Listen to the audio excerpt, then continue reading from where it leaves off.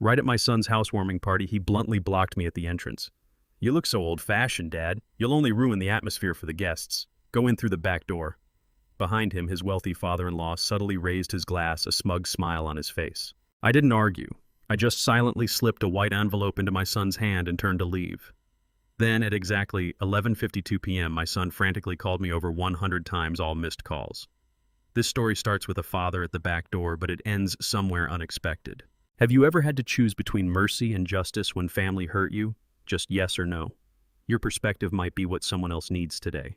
That evening, I was waiting on the front steps of my son's mansion when Derek filled the door frame, unhurried, deliberate, the way a man moves when he's rehearsed the moment. A navy blazer, the kind you see in venture capital pitch decks. Through the floor-to-ceiling glass behind him, 50 guests circulated in business-casual stemware, catching the chandelier light. Series A investors, mostly people who'd never held a chisel, but could recite cap table percentages like psalms. Derek Holt, my son, 32 years old, CEO of Holt. Modern. His gaze slid past my shoulder toward the circular driveway, tracking a valet guiding a Tesla into position. Before it settled back on me, the navy flannel shirt, the polished leather boots, the calloused hands that had framed the original Holt workshop while he was still in diapers. "You look too old-fashioned, Dad," he said, voice pitched just loud enough for the nearby investors to hear. "Welcome back to Grandpa's Revenge. I'm glad you found your way here today. Before we get into it, drop a quick comment below and take a guess.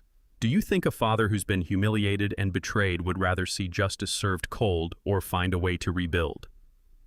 Tell me where you land on that. Now, a word before we begin. Some elements of this story have been shaped for narrative purposes, and any resemblance to specific real people or events is purely coincidental.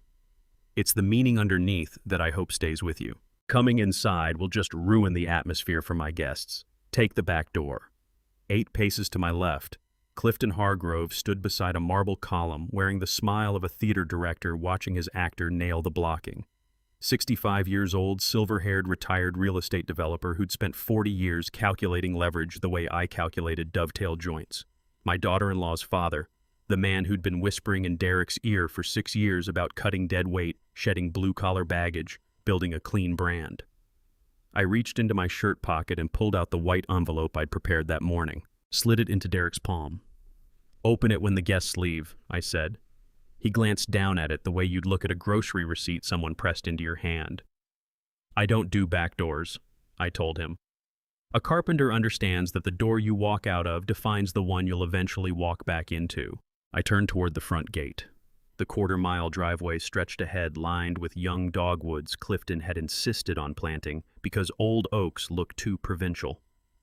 Behind me, Derek's dress shoes retreated across Italian tile, and the mansion door sealed shut with the soft hydraulic hiss of German engineering. I thought back 8 hours to 8 o'clock that same morning when I'd stood in my East Nashville workshop polishing these same brown leather boots until the grain showed through like finished walnut. The shop carried the scent it had held for 35 years. Machine oil, fresh-cut walnut, the faint iron tang of old screws stored in coffee cans. Autumn light came through the north-facing windows at exactly the angle I'd calculated when I built this place at 23 before Derek was born, before my wife died, before my son learned to measure success in venture capital instead of right angles. I'd pulled my cleanest navy flannel shirt from the closet and ironed it flat. Then I opened the narrow drawer beneath my workbench, the one Derek had never once noticed during his childhood, the one that held my brown measurement journal. 12 entries. 12 times over 18 months, I'd been shut out of family gatherings, Christmases, birthdays. The occasion when Nate asked why Grandpa hadn't come to his school play, and Derek told him I was too wrapped up in manual labor.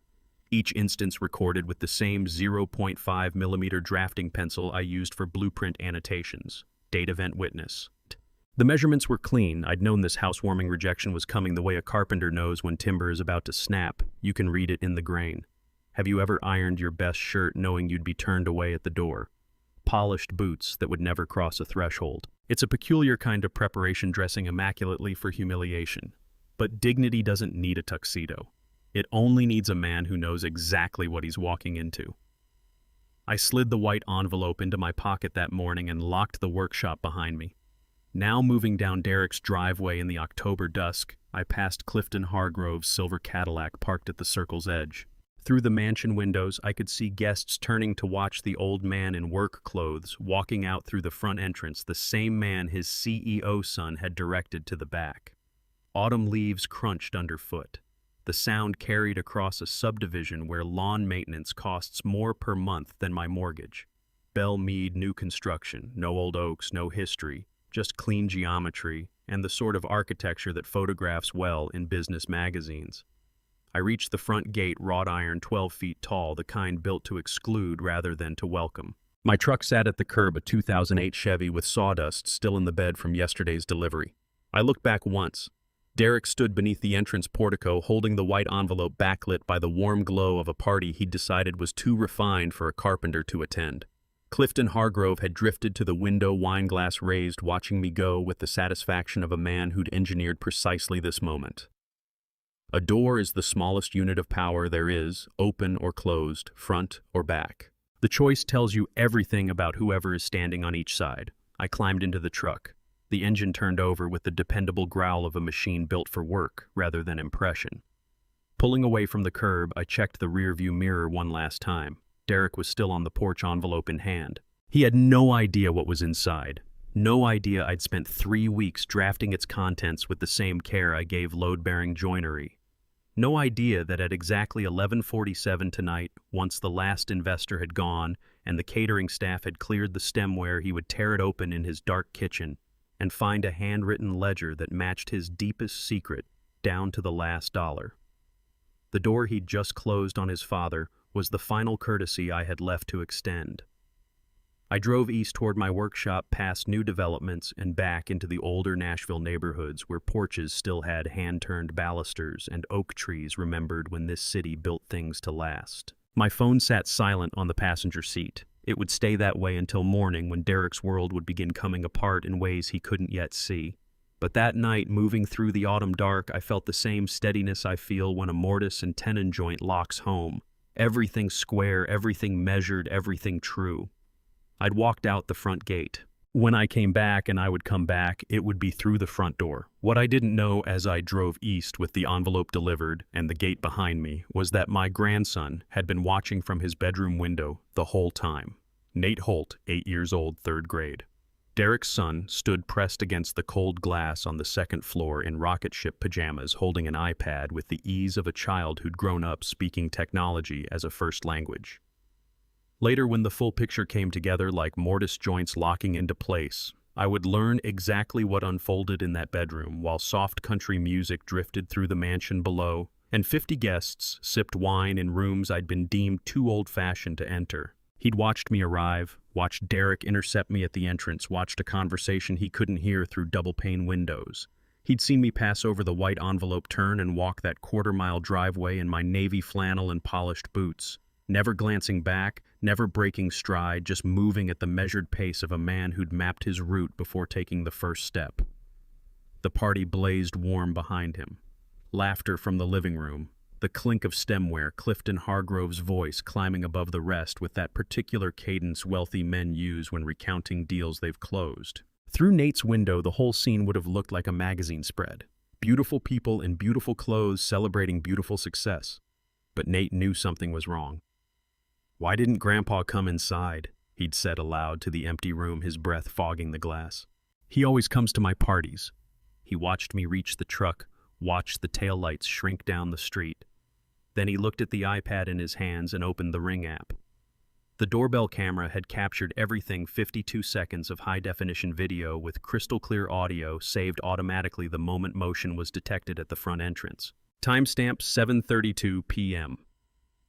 Nate tapped the thumbnail and watched the clip play out on his 8-inch screen. There I was coming up the front walk. There was Derek stepping out to cut me off, planting himself in the doorway like a bouncer at a velvet rope. The audio caught every word Derek's voice pitched, just loud enough for nearby investors to hear, telling his father he looked too old-fashioned, that coming inside would ruin the atmosphere, that I should take the back door.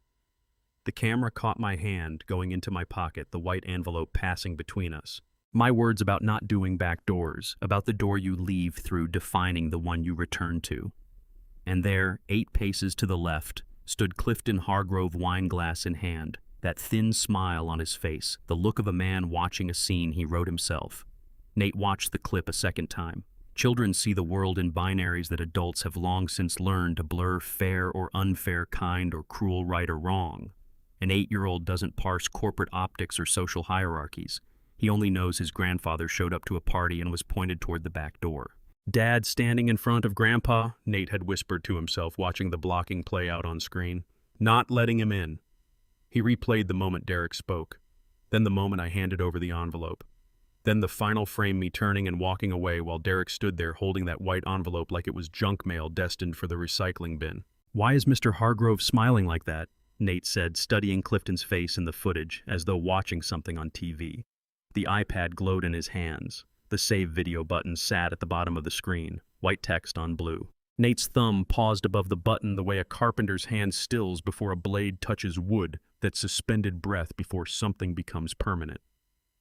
The Ring app was asking add to iCloud photo stream. Nate recognized the interface. Petra was on it constantly. His school projects, soccer matches, weeknight dinners, everything feeding into the shared album that pushed updates to the whole family automatically. Grandparents saw new additions. Aunts and uncles got the pings. Even I was connected, though I rarely opened it from the workshop. Nate pressed yes. Then, following what his mother had drilled into him, he typed a caption.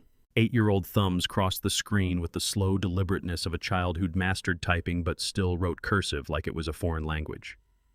Grandpa came to the party, but Dad sent him to the back door. "I don't understand." He hit upload. The bar swept to full. 52 seconds of footage. 47 megabytes, every layer of metadata. Intact. Timestamp. GPS coordinates device. ID audio waveform lifted out of that bedroom and fanned across the family's shared album.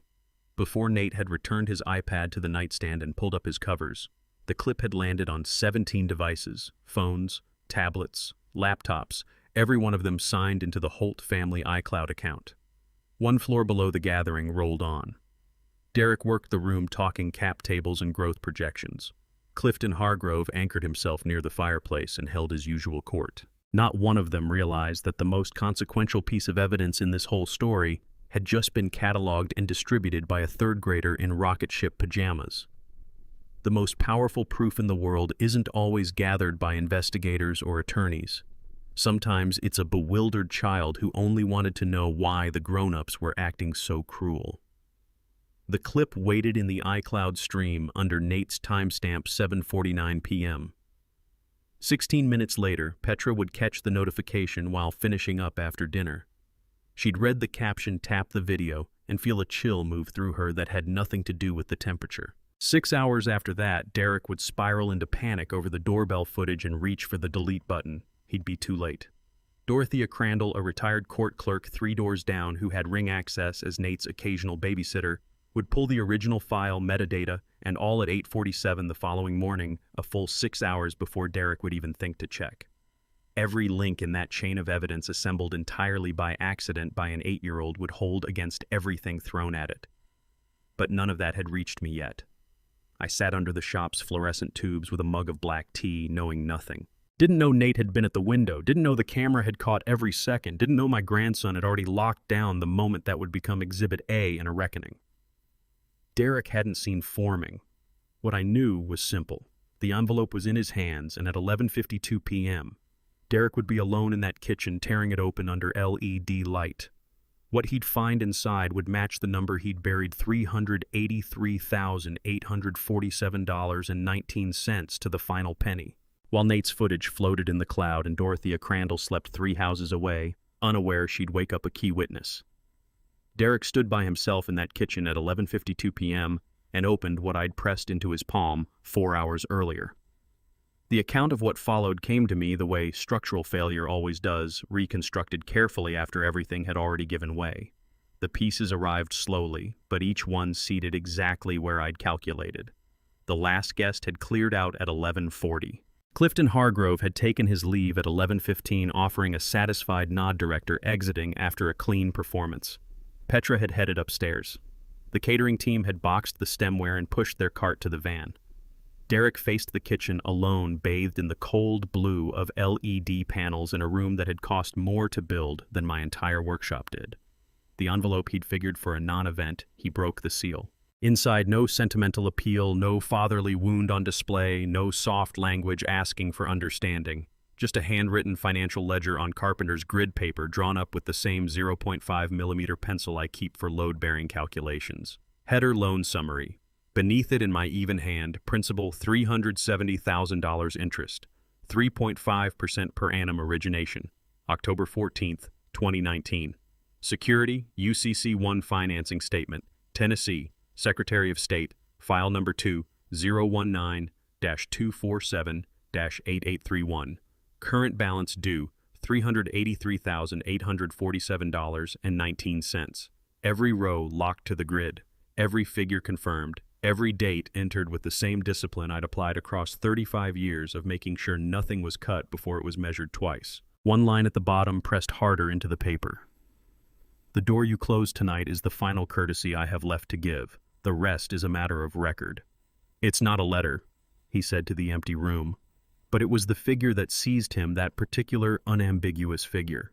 $383,847.19. No rounding, no estimates. Down to the cent. Numbers can't soften themselves the way words can. A carpenter who swears he measured right either cut it square or he didn't. That amount on grid paper wasn't an opening for discussion. It was a finding rendered in graphite, because Derek recognized that number. The way you recognize your own social security number, your birth date, the thing you've kept hidden, written out in a private ledger nobody was supposed to find. You believed that balance would stay invisible. $383,847.19 wasn't only the loan principal plus interest that he owed me.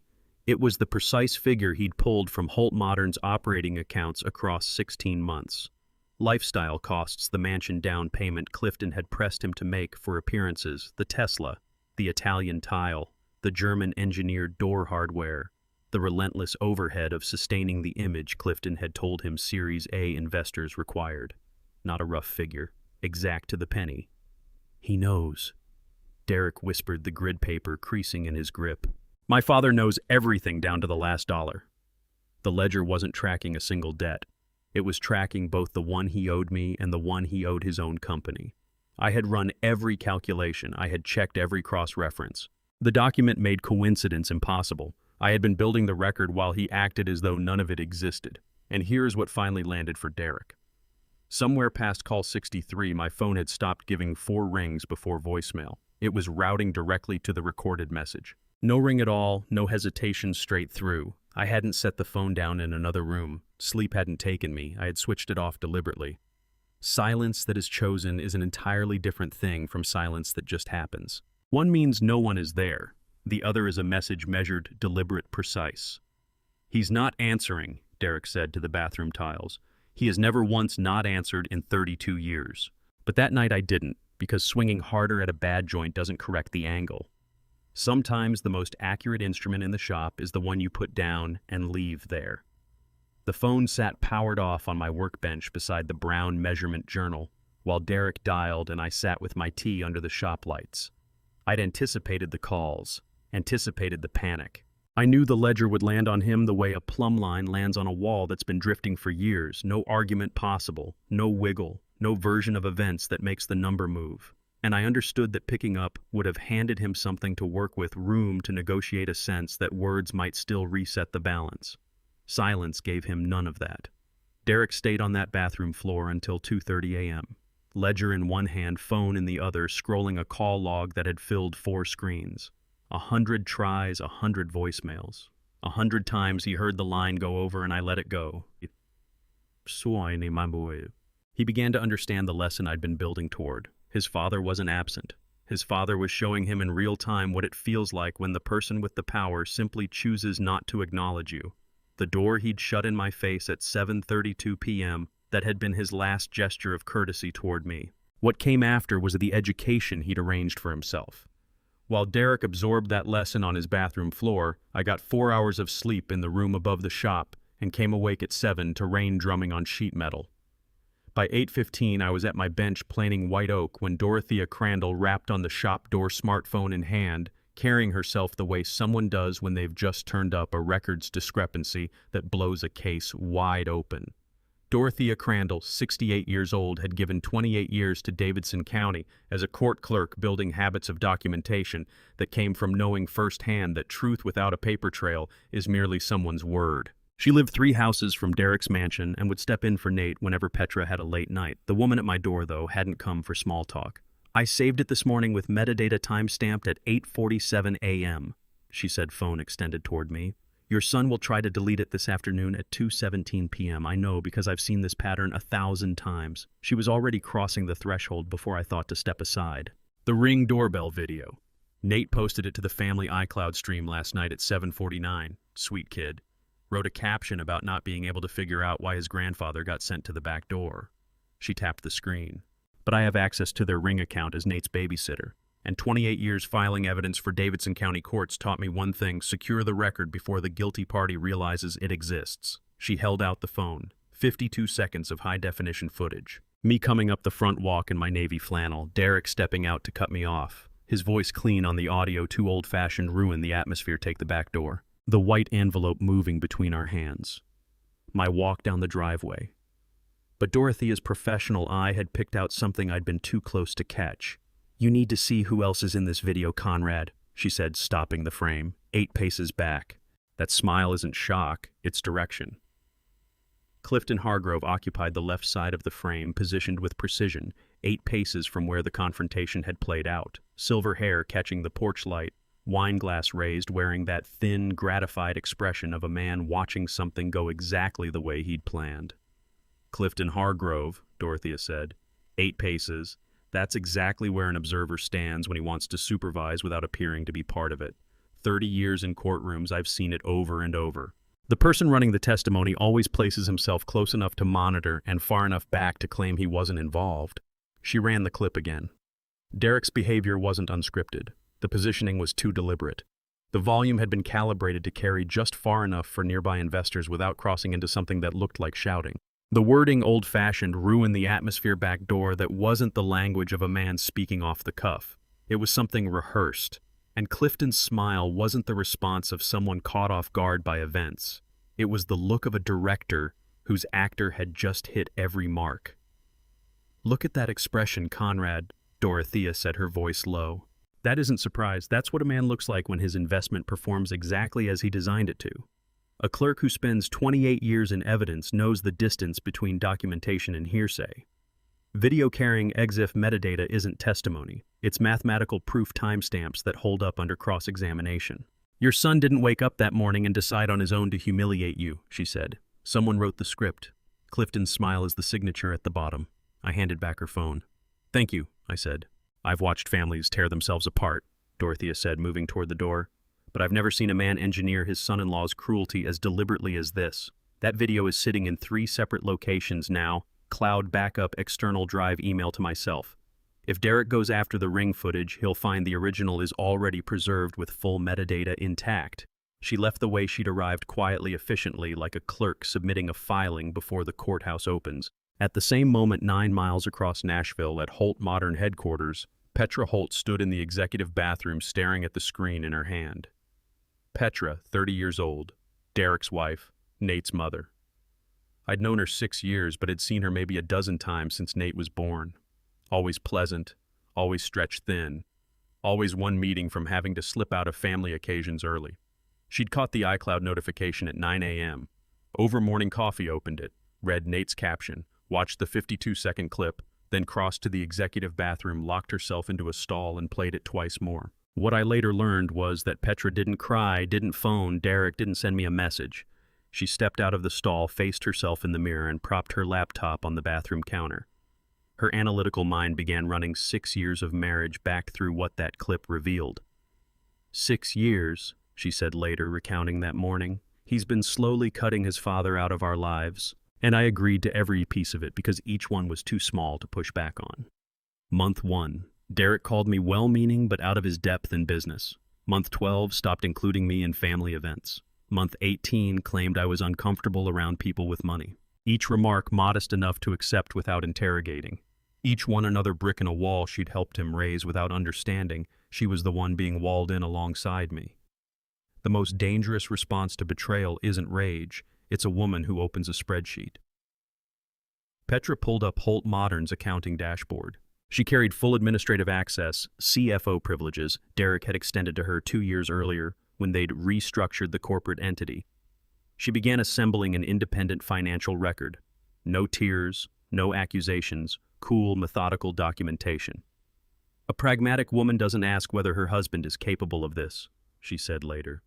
She asks, how much documentation do I need before I can act? He's standing in that video blocking his own father from his grandson's celebration. The man in that doorway is not the man I believed I'd married. By 9:30 on the morning after the party, 2 women who had never met were separately constructing evidence files against the same person. Dorothea held the ring video with court-admissible metadata secured in 3 locations time-stamped a full 6 hours before Derek would think to attempt deletion. Petra had 6 years of financial records and a corporate laptop with direct lines into Holt Modern's accounting systems. And up in his Belle Meade mansion, Derek was still asleep with no notion that the siege was being assembled around him while he dreamed. The women weren't working together, they didn't have to be. Justice doesn't need conspiracy when documentation carries more weight than testimony. But to grasp how 2 women came to be building that siege, you need to understand the document underneath all of it. The loan agreement signed 5 years earlier in October 2019, the night Derek showed up at my wood shop at 10 o'clock on a Tuesday evening, carrying a manila folder and the look of a man who'd miscalculated a problem he couldn't correct on his own. He was 27, then unmarried. Petra was 2 years away. Nate didn't exist. Clifton Hargrove was simply his girlfriend's father, not yet the architect who would teach my son to be ashamed of where he came from. Derek dropped the folder onto my workbench, the same surface where I'd laid out heirloom blueprints for 35 years. "Do you have $370,000, Dad?" he said. "Because if I don't settle with the bank in 6 weeks, they liquidate my entire company." I opened the folder. Corporate insolvency documents, balance sheets, creditor schedules. The numbers were brutal. Holt Modern owed $1.2 million to creditors and held $740,000 in liquid assets. The gap was exactly $370,000. "You signed a commercial contract whose terms you didn't understand," I said, working through the foreclosure notice. "And you waited until 6 weeks before liquidation to tell your father." "I thought I could fix it," Derek said, his voice worn thin from lost sleep. "I kept thinking if I found the right lender, the right structure, Dad, I was wrong." I looked at him from across the workbench. My son, 27 years old, standing on the floor of the shop where I'd built furniture his entire childhood, asking me to rescue a company he'd nearly lost through optimism and inexperience. The numbers resolved with the kind of precision that's almost cruel. My woodshop's market value, $280,000. The 47 proprietary design sketchbooks, my grandfather's hand, my father's additions, my own 3 decades of work appraised conservatively at $90,000. Total $370,000. The exact number Derek needed. What does a father do when his son arrives near midnight with bankruptcy papers in hand? You don't stop to ask whether the price is fair. You ask whether the math holds. You ask whether it's enough to bring him back from the edge. I spent an hour running alternatives. Shop equity. Federal pension early withdrawal under IRS code 72P, maximum $90,000. Penalty-free if structured as a loan to a family business. The figures balanced if I was willing to put everything I'd spent a lifetime building on the line. At 11 o'clock, I picked up the phone and called Gil Tatum. Gil Tatum, 54 years old, picked up on the first ring, the particular reflex of a friendship that had run 35 years back to the days when we were both young apprentices cutting dovetail joints together in North Nashville. "Gil," I said, "I need to leverage the shop and the heirloom sketchbooks. $370,000 secured loan as fast as you can put the paperwork together." 3 seconds of silence, then, "I'll have the documents ready in 55 hours, Conrad. Standard terms, proper security, full UCC, 1 filing. No questions about the reason, no lecture about the risk, just the immediate machinery of real friendship." I turned back to Derek. "This is a loan between us," I said. "Formal documentation.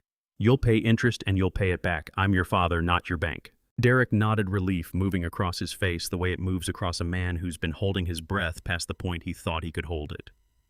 55 hours later, We sat in Gil's Germantown office, aged brick shelves loaded with Tennessee Code volumes, mismatched wooden chairs, old paper mingling with fresh coffee in the air. Gil laid 2 copies of a 14-page loan agreement on the table, each one bound in blue backing. He read the terms aloud: $370,000 principal, 3.5% annual interest, 10-year amortization, monthly payments of $3,642 beginning November 1st. UCC1 secured filing in Davidson County. Default clause assigning 30% equity stake in Holt Modern to me if the terms were violated. Derek nodded his way through each provision. A drowning man handed a line. Then Gil turned to page 9. Clause 14, he said, his eyes on me rather than Derek. This is additional protective structure. You don't need to understand it right now, Conrad. You'll understand it precisely when you need to. What does it say? I asked. It's a mortise joint, Gil said. No hammer needed, only the right placement at the right moment. The joints that hold a house together through decades of strain are the ones you never see. Trust is what timber is to a foundation. You can pour concrete, you can weld steel, but real brotherhood, the kind seasoned over 35 years, is what runs through every invisible seam. When Gil said those 2 words, I didn't reach for page 9. His hands had never failed me. I put pen to paper. Derek signed, fast eyes skipping the text, the flourish of a relieved man, not a careful one. Gil pressed his brass seal into both copies, the sound settling through that quiet room like a judge's gavel. What came next I didn't learn until 4 years later. Gil had been 3 paces behind, loading files into his car, close enough to hear every word. Derek had been on speaker before he'd even cleared the lot. Dad gave it to me, he was telling Petra, voice easy, unhurried. It's a gift, he just wants to help out. The old man doesn't really need it. Gil kept that to himself until the night I sat across from him drafting the contents of the white envelope I'd eventually place in Derek's hand. That's when he told me why Clause 14 existed. I was right there in that parking lot, Gil said. I heard him call a secured loan a present. I heard him dismiss you like an afterthought. I knew what was coming, and I built you a way out before it arrived. A mortise joint works not through force but through geometry, cut to spec, seated with care, engineered to take the load long before the load arrives. Clause 14 waited quietly on page 9, and Derek deposited his first payment on November 1st, 2019. By April 2023, 16 months out from the party, those deposits would stop without a word. But standing there in Gil's Germantown office in October 2019, I took my son at his word when he gripped my hand and said, "Thank you." I believed the numbers would hold. I believed he grasped the distinction between what's borrowed and what's given. Gil had already seen past that. The clause on page 9 was his answer to what he'd heard. He'd read Derek more clearly than I was ready to. We weren't 20 feet from the building when he was proven right. The 3 of us came out together, Derek a few steps ahead, and before he'd reached his car door, he had Petra on the line. Half-open door, phone on speaker, voice carrying clean across the October air. "No, babe, it's fine. Dad gave it to me. It's a gift. He wanted to help. Yeah, he's just happy to help with the business. You know how he is. He doesn't need the money anyway." Petra's end came through faint relief in her tone, gratitude that the emergency had passed. Derek reversed out and pulled into the street without a glance in the mirror. He had no idea his father was still standing there, file folder in hand, holding the same documents he'd just redefined as charity. Gil and I didn't speak for 10 full seconds. Then, "That's the reason Clause 14 is in there, Conrad, I knew." I asked him how. 30 years of putting contracts in front of people, Gil said. A man who's desperate signs carefully. A man who feels entitled signs fast and looks up to see if anyone noticed. Your son came in expecting an inheritance and signed the paperwork as a formality. Warped wood, you can work with, steam it, clamp it, coax it back. Rot is a different problem entirely. The damage hides in the grain, no outward crack, no warning, and then the moment you put weight on it, the whole thing gives. That phone call was where the rot lived. The years between then and the party were just the structure waiting to fail. November 2019, $3,642 arrived on the 1st, exactly per the agreement. December followed the same way. Month after month, mechanical as clockwork. I told myself the parking lot had been Derek performing confidence for his wife, that once the pressure lifted, he'd become what he'd promised to be. Every journal entry held the same shape, date, observation, emotional variance 0. Record the measurement, not the mood. Over 3 years of payments, I said to Gil one afternoon in the fall of 2023, by which point the silence had gone on long enough to mean something. November 2019 through spring of 2023, regular as seasons, then nothing. Documentation isn't about settling scores, Gil told me. It's about proving a pattern holds. Measure first, I said. Log it, then decide what to cut. But the missing payments were only one thread. The journal wasn't a place for grief or anger. It was a place for angles deviations from expected, recorded with the same precision I used on a job site. When you apply that kind of discipline to someone's behavior over time, what emerges isn't a story, it's a proof. Christmas, 2019. Conrad not included in the family dinner. Learned about it through Petra's post. Derek, Petra, Clifton Hargrove, and Clifton's late wife's portrait arranged around a holiday table. Caption grateful for family. I opened the journal. December 25th, 2019. Family Christmas, not invited. Observation only. March 2020. Design Expo. I'd been attending that regional furniture exhibition for 3 decades. It was where I went to see what the craft was doing and where it was headed. Holt Modern had a booth that year. Derek was working the room, talking up his company's blend of innovation and traditional technique. In the center of the display stood a white oak cabinet. I pulled up 15 feet short and went still. Every proportion, every joint angle, every grain decision, I knew that piece, the way you know your own handwriting. It was built from my grandfather's 1970 sketch, the one he'd drawn freehand, and I'd finished specifying in 1993. That design had never been shown publicly, never left the family. It lived inside a parchment tube in a locked drawer under my workbench. That night, I wrote March Design Expo Holt Modern presents White Oak Cabinet identified as grandfather's 1970 original stored in secured workbench drawer. Physical access to locked storage would have been required to copy that design. Question: when did Derek enter the shop to photograph the proprietary drawings? May 2020. Nate's 6th birthday. I found out 4 days after the fact through an Instagram post Petra had tagged Derek, and the algorithm eventually surfaced it for me. Photos of my grandson at a party I hadn't been told about. November 2020, Thanksgiving. Clifton Hargrove occupied the head of the table at Derek and Petra's house. Derek and Petra flanked him on either side. I was seated at a card table near the kitchen door alongside 2 cousins I barely recognized. I logged it November 25th, 2020, Thanksgiving. Card table kitchen adjacency. Clifton Hargrove at head of primary seating. Observation: the social arrangement reflects the financial one. August 2021, Series A Investor Gala.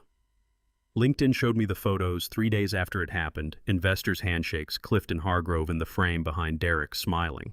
No one had mentioned it to me, no invitation, no heads up that it was happening. 12 entries in that brown journal. 12 occasions across nearly 2 years where the door had been shut, while Derek built a company on repayments he'd quietly stopped making and designs he'd pulled from my locked drawers.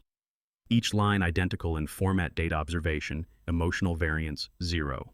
But the March 2020 Design Expo entry held something the others didn't. Only a person who had physically opened my secured workbench storage while I was away from the shop could have put that 1970 blueprint on paper, which meant Derek hadn't simply misrepresented a financial obligation. He'd been in my workspace inside my locked inventory photographing protected family drawings, and he'd done it months before he'd stood across my workbench and asked to borrow $370,000. The insolvency crisis wasn't the opening act of the theft. It was the alibi for a theft already committed. That cabinet at the expo was the proof he'd been in the locked drawer. 2 days after the expo in March 2020, I drew out the hidden compartment beneath the master workbench and began lifting parchment tubes one by one. 3 generations of proprietary designs, 47 rolls in total, all present, none missing. But something in the count unsettled me. I laid each tube on the workbench with the same deliberateness I'd used to store them over the years.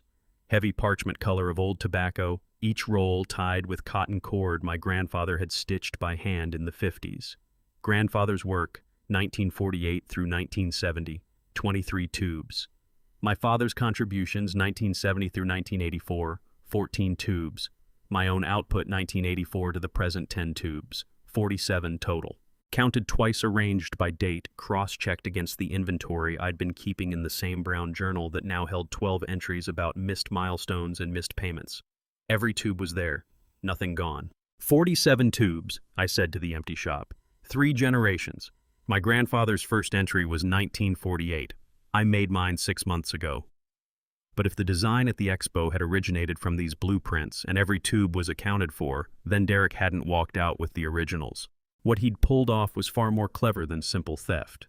All the tubes were accounted for, I said, sweeping my hand across the rack, which meant Derek never physically took a single one. A thief worth anything knows that absent originals leave behind a paper trail. I lifted the first tube, spread it carefully across the workbench. Grandfather's 1948 sideboard design, the blueprint that had established the Holt name across North Nashville. That parchment crackled faintly as I unrolled it. 73 years old, touched perhaps a dozen times across its whole life. No damage visible anywhere, no tears, no discoloration, no stains. I re-rolled it, knotted the cotton tie, and moved on. Tube after tube. At number 12, something registered in my hands. Fingertips trained across 35 years of reading wood grain for faults no untrained eye would ever catch. A faint indentation along the lower edge of the parchment. Not age, not wear from decades sitting in storage. Uniform, precise, running the entire length without a break. I raised the sheet to the afternoon light coming through the north-facing windows. Flatbed scanner. There's a distinction carpenters learn between amateur thieves and professionals. Amateurs take the original and leave an empty space. Professionals make perfect copies, infinitely reproducible, and put the original back undisturbed. No alarm triggered, nothing missing, just that microscopic pressure mark that 99% of people would walk past without a thought. Flatbed scanner. I said, tracing the indentation with my thumb. Pressed against 70-year-old parchment.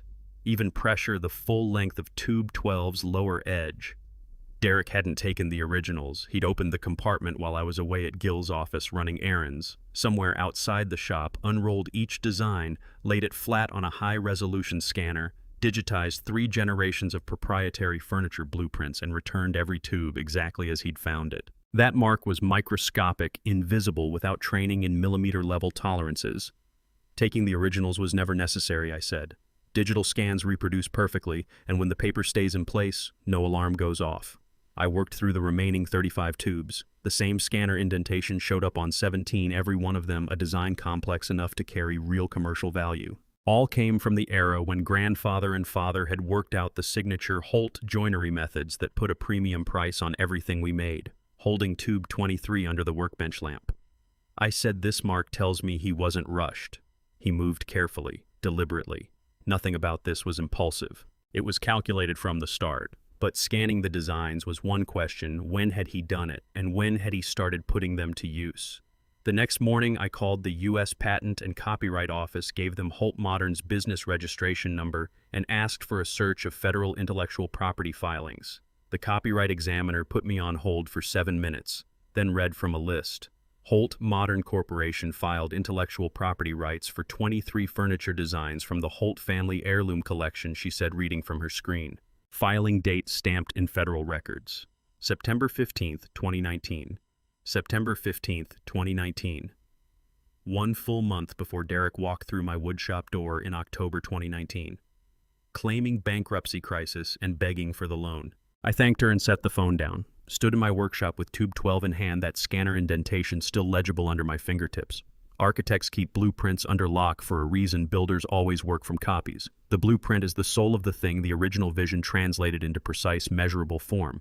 You can raise a house from a blueprint. You cannot reverse engineer the blueprint by tearing the house apart. Derek grasped that completely. The shop wasn't what he was after.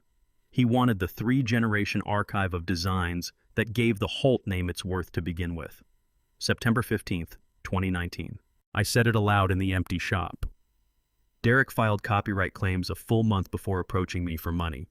The bankruptcy wasn't what brought him to my door. It was his pretext, a way to establish a connection between us that would explain how Holt Family Designs wound up under his corporate name. If I owned 30% equity via the loan, Derek could claim inherited design rights through the family business structure. The loan was legal camouflage for intellectual property he'd already taken. The bankruptcy crisis wasn't why he came to me, I said, setting down the tube. It was his excuse to formalize a relationship that would justify why Holt Family Designs appeared under his corporate ownership. He had no need of my money. What he needed was my signature on paperwork that would smear the boundary between theft and legitimate inheritance. The entire production, the desperate midnight arrival, the manila folder thick with foreclosure notices, the 6-week deadline bearing down, had been theater.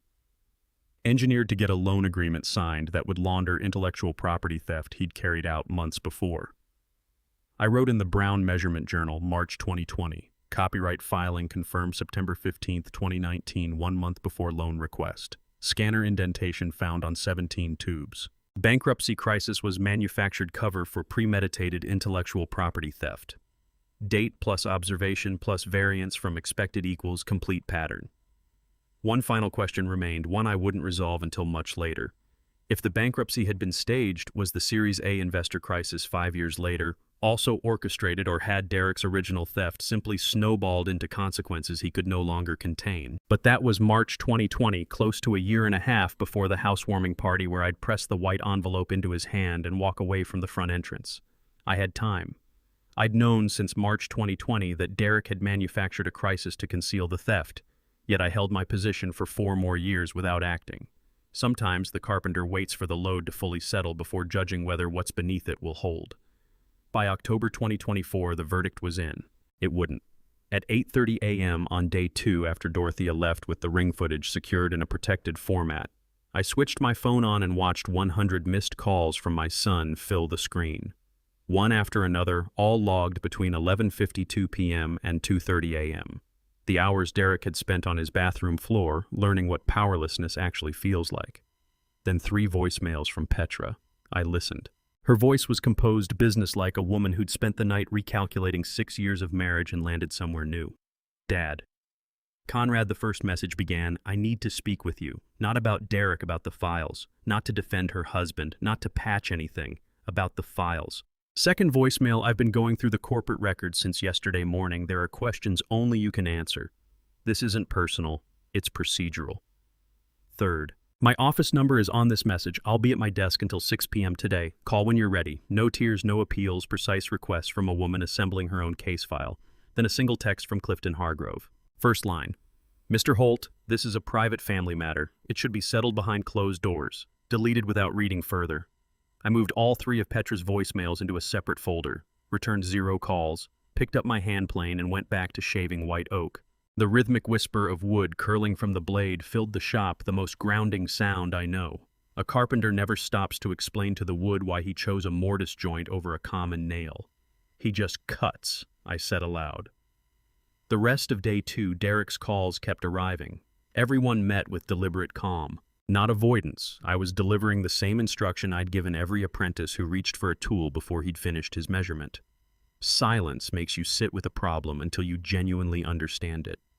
Silence isn't simply the absence of noise. It's a precision instrument. Ask any carpenter. The pause between hammer strikes is when you hear whether the joint is seating right. Push through it too fast and you won't know the timbers split until the structure gives way entirely. Those 100 unanswered calls weren't passive. They were architectural.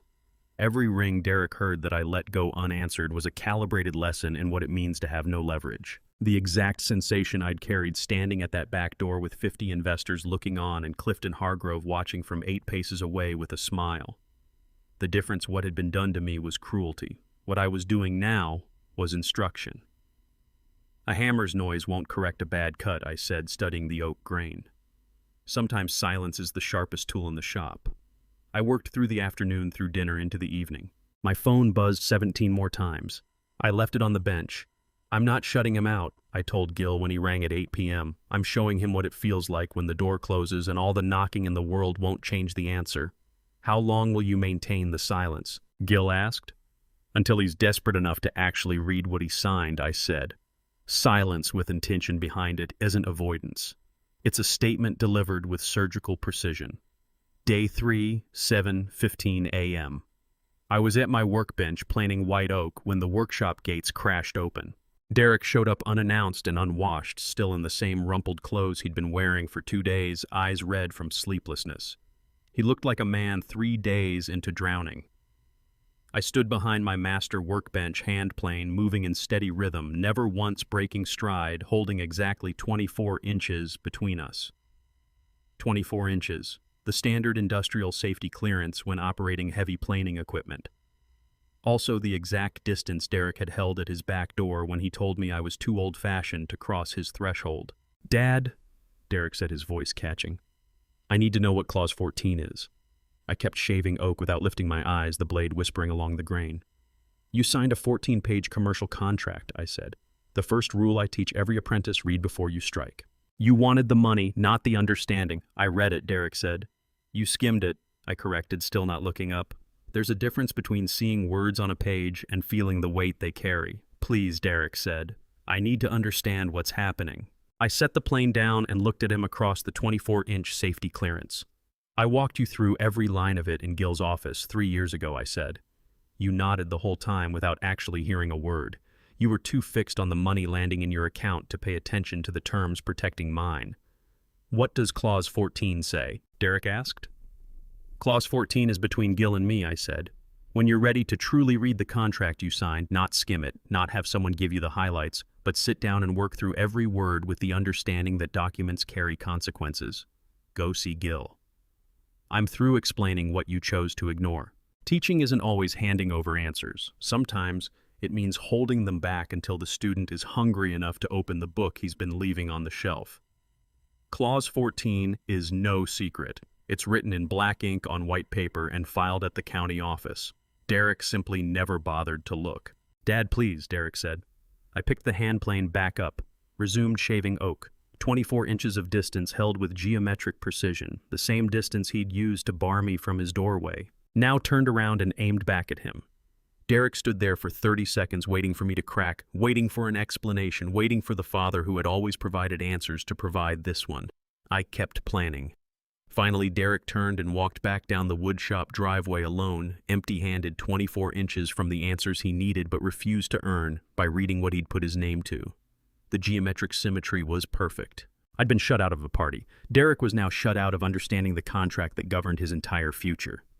And somewhere in Germantown, Gil Tatum sat in his law office with a phone that hadn't rung yet, knowing it was only a matter of hours before Derek finally came to him asking about the mortise joint he'd signed without reading 3 years ago. Derek would go to Gil eventually. Desperation has a way of teaching men to read what they've long ignored. But before that happened, I needed to understand the full architecture of what Derek and Clifton had built, which meant returning to 2 moments I'd written off as minor at the time, but which turned out to be load-bearing beams in a structure designed to fall. October 2019, 5 years before the party. Derek had come to my woodshop on a Tuesday afternoon, not the desperate midnight arrival with bankruptcy papers that would follow 2 weeks later, but a casual drop-in that felt routine then. Hey, Dad, he'd said, leaning against my workbench while I planed cedar for a commission. I need a favor. Cash flow problem with a vendor. Could I borrow $15,000 bridge financing? I'll pay you back in 90 days. The request had been that easy. That small compared to the enormous loan that would come after. $15,000, I'd said. What's the vendor situation? Just timing, Derek had said, waving a hand. Payment cycles don't line up. You know how it goes. I've got money coming in 3 months, but the vendor needs it now. Standard business stuff. I'd pulled out my checkbook. Blue ink on white paper, signed it without a second thought. $15,000. Pay me back when the cycles align, I'd said, handing it over. Family doesn't charge family interest on bridge loans. Derek had thanked me, folded the check into his wallet, and driven away. I'd gone back to planning cedar, the shop filling with the clean smell of fresh-cut wood and machine oil, and gave it no further thought. That's what trust looks like before it breaks. 4 years later in April 2023, 18 months before the party, Owen Farley had sat across from me at a Germantown cafe and told me where that $15,000 had actually gone. Owen Farley, 37 years old, CFO of Holt Modern, the man Derek had brought in to manage the company's finances after the big loan had steadied the business. Sharp mind, careful hands with numbers, the kind of accountant who noticed patterns other people walked right past. We'd met at the cafe at his request. He'd phoned me 3 days earlier asking for a conversation off company property. I'd agreed because Owen had always struck me as someone who understood the difference between legal obligation and moral duty. He'd ordered black coffee, then slid a manila folder across the table. The $15,000 Derek borrowed from you in October 2019, Owen had said quietly. It wasn't bridge financing. I'd opened the folder. Confidential ledgers, payment records, email chains. Inspector Bribe, Owen continued, his voice low enough that the cafe's ambient noise drip coffee maker, gurgling couple at the next table laughing provided natural cover. Derek had shipped cheap veneer on 3 commercial projects, billing it as authentic Holt oak. When a building inspector flagged quality concerns, Derek paid $15,000 to get the shipment approved. I'd stared at the documents. 3 projects, 3 clients who'd paid premium prices for Holt family craftsmanship, 3 buildings now holding counterfeit timber sold under a name my grandfather had built across 40 years. He weaponized our reputation. He never intended to repay you, Owen had said. The $15,000 was covering criminal exposure, and when the big bankruptcy crisis came 2 weeks later, I think part of him saw it as a chance to bury that first loan underneath a far larger debt. My hands had found the 24-inch rosewood ruler I'd brought with me from the shop, a habit carrying a measuring tool. The ruler's brass inlay caught the afternoon light coming through the cafe windows. Every engraved inch was a reminder that precision mattered in carpentry. But family was supposed to run on trust, not measurements. "Why are you bringing this to me now?" I'd asked. "Because there's something else you need to know," Owen had said. About Clifton Hargrove. April 2024, 6 months before the party. Same Germantown cafe. A different conversation. Owen had met me again this time, carrying information that would reframe everything I thought I understood about the past 3 years. Clifton ran a legal property search in April, Owen had said. Public records. He found your 30% equity stake in Holt Modern, the one established by the loan documents Gil Tatum filed at Davidson County, when I'd asked. April 14th, Owen had said. 6 months before Derek's housewarming party. I'd set my coffee cup down. Clifton didn't react emotionally. Owen had continued. He researched, spent weeks going through the corporate structure, asked Derek pointed questions about ownership distribution. Then he started coaching Derek on how to handle legacy stakeholders who might complicate future fundraising. Coaching, I'd said. Scripting, Owen had corrected. Clifton told Derek that the housewarming party was an opportunity to test loyalty parameters. See whether you'd absorb a public humiliation without pushing back. Clifton's exact words, "A man who grovels at a back door will accept any term sheet you put in front of him." Clifton's voice from the October party echoed in my memory. Some thresholds weren't meant to be crossed. That line wasn't off-the-cuff wit. It was a rehearsed delivery. Directors staging scripted rejection performed for an audience of 50 witnesses. The backdoor humiliation wasn't impulse. It was theater, I'd said. Owen confirmed it. Clifton spent 6 months designing it. He positioned himself 8 paces from the confrontation so he could oversee it without appearing to be involved. He told Derek exactly what volume to use, loud enough for nearby investors to catch it, quiet enough to seem like a private family matter. He even suggested the specific phrasing, old-fashioned atmosphere backdoor. I'd sat in that Germantown cafe in April 2024. 6 months before I would stand at Derek's entrance being told I was too old-fashioned to come inside, and understood that Clifton Hargrove wasn't simply Derek's father-in-law. He was the director, the architect, the man who had discovered my equity stake through public records, spent 6 months engineering a humiliation designed to test whether I'd grovel, and placed himself precisely 8 paces away to watch his script play out. Why did he orchestrate it? I'd asked Owen. Control, Owen had said. Clifton wanted to know whether you'd accept being subordinated. If you did, he could push Derek to buy out your equity at pennies on the dollar. If you didn't, if you fought back, he'd have already framed you as the difficult legacy stakeholder holding back the company's growth. A loyalty test, I'd said. A trap, Owen had corrected. Either way, Clifton wins. You grovel, you're weak. What happens next is the moment this whole story has been building toward. When the truth of what had really been done and how far it had gone finally stands in that room with nowhere to hide. Before we get there, I want to ask you, if someone you loved had been quietly working against you, would you confront them the moment you knew, or would you wait and let the proof speak for itself? You fight, you're the problem. That April 2024 cafe conversation told me everything. What was coming 6 months later wasn't Derek losing his temper at the door. It was Clifton Hargrove running a script he'd spent half a year writing. And that 6-month window Clifton had built into his own plan, he'd handed it straight to me. A carpenter never lets good lead time go to waste. 3 weeks out from the party midnight, I pulled a sheet of carpenter's grid paper from the bench drawer and uncapped a 0.5 millimeter drafting pencil. I'd been measuring timber for 35 years. Betrayal deserved the same discipline. That paper carried 40 years of right angles and 64th-inch graduations, each mark a trained habit, each line a refusal to let imprecision in. I'd produced millimeter tolerance blueprints on that same grid for demanding clients. Tonight, I was putting theft on it accurate to the penny. At the top of the page, loan summary. Below it, the exact figure Derek had siphoned out of Holt Modern's operating accounts across 16 months, the number Owen had walked me through in those private ledgers. Derek had counted on that total staying buried inside the CFO's office. He hadn't counted on me seeing it or on me running the arithmetic. When I finished, the outstanding loan balance and the embezzlement figure were identical. To the penny. I said it out loud to the empty shop carpenters measure twice cut once. Accountants measure never steal always. What went into that envelope had nothing to do with anger. It was a draftsman's document, every line square to the grid, every number triple-sourced. I'd taken something as shapeless as betrayal and turned it into recorded evidence that no one could wave away as a wounded father venting. At the bottom, I bore down harder with the pencil and wrote one sentence. The door you close tonight is the final courtesy I have left to give. The grid paper went into a white envelope, sealed, and into the narrow drawer under the workbench, the same drawer that had held the brown measurement journal, the same one Derek had once reached into to look over my grandfather's blueprints. 3 weeks it would sit there. Then one Tuesday afternoon in mid-October, a week before the party, I heard the workshop gates creak. I set down the white oak I'd been sanding. Nate Holt was standing in the opening. 8 years old, Derek's dark curls on a face that had inherited my way of reading a room, the kind of eyes that caught the grain before they caught anything else. Sneakers backpack slightly out of breath. He'd walked the 1.5 miles from his elementary school. The bus had apparently not been part of his plan. "Grandpa, can I come in?" "Your father know you're here." He shook his head. "I'm not allowed to visit anymore, but I wanted to see you."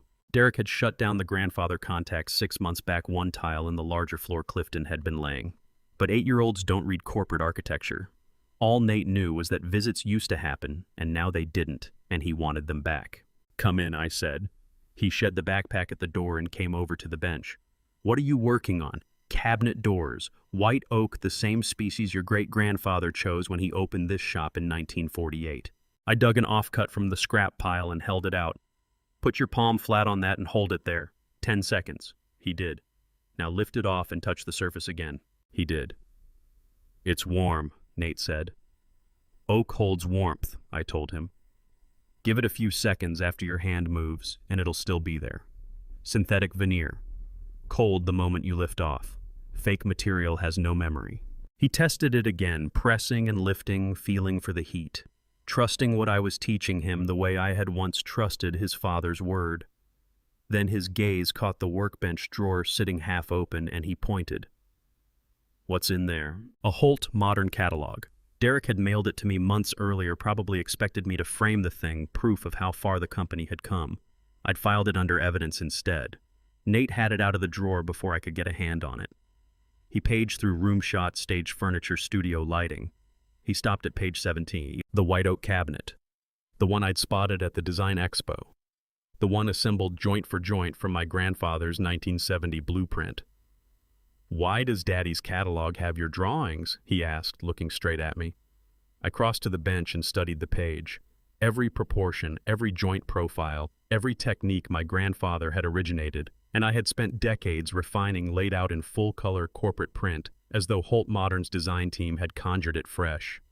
8 years old, I said under my breath. Sees what 50-year-old lawyers walked right past. "Grandpa, is something wrong?" "No," I said. "You just turned up something that matters quite a lot." He looked at the page, then at the scrap of oak still in his hand, then back at me. "Can I keep the wood?" "Yes, real wood. Remember the test, palm flat, 10 seconds check for warmth when you lift off." Nate repeated it back to me. "Good," I said. "Now slide that catalog back in the drawer. And Nate, your father doesn't need to know you stopped by." "Okay," he said. The catalog went back, the backpack went on, and he headed out through the gates. I watched until he was gone.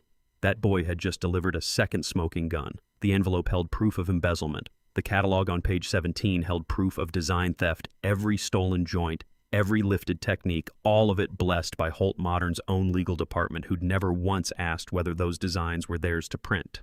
Child witness beats executive blind spot. I retrieved the catalog, opened to page 17, spent a minute with the photograph. Then it went into a manila folder alongside the white envelope. 2 forms of evidence. 2 separate betrayals, One deliberate measured reply, 7 days to the party. Then day 4 came 3 days after I'd put that white envelope in Derek's hands at the party, and I realized I was holding a third weapon I hadn't consciously assembled. County records don't lie. Title insurance makes certain of it. Dorothea Crandall arrived at my door at 3 in the afternoon with a manila folder thick with Davidson County property documents. "You need to look at this," she said, and she fanned the papers across my kitchen table. "Derek is trying to close a commercial land sale, $2.1 million. I studied the deed. Commercial property in Brentwood Holt Modern Corporation as seller closing set for the following week. He signed a title certification for the buyer," Dorothea said, pressing a finger to the page. "0 encumbrances, his signature right there." She drew out a second document. "Title insurance pulled a standard lien search before issuing the policy," she said, "and it came back with your UCC-1 filing from October 2019. Tennessee Secretary of State file number 020-247-8831. Active security interest in Holt Modern Corporation and all subsidiary assets." I went still over those papers.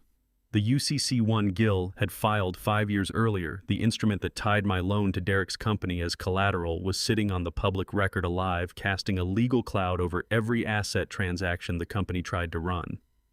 "Derek represented clean title to that buyer," Dorothea said. "Your UCC-1 says the opposite."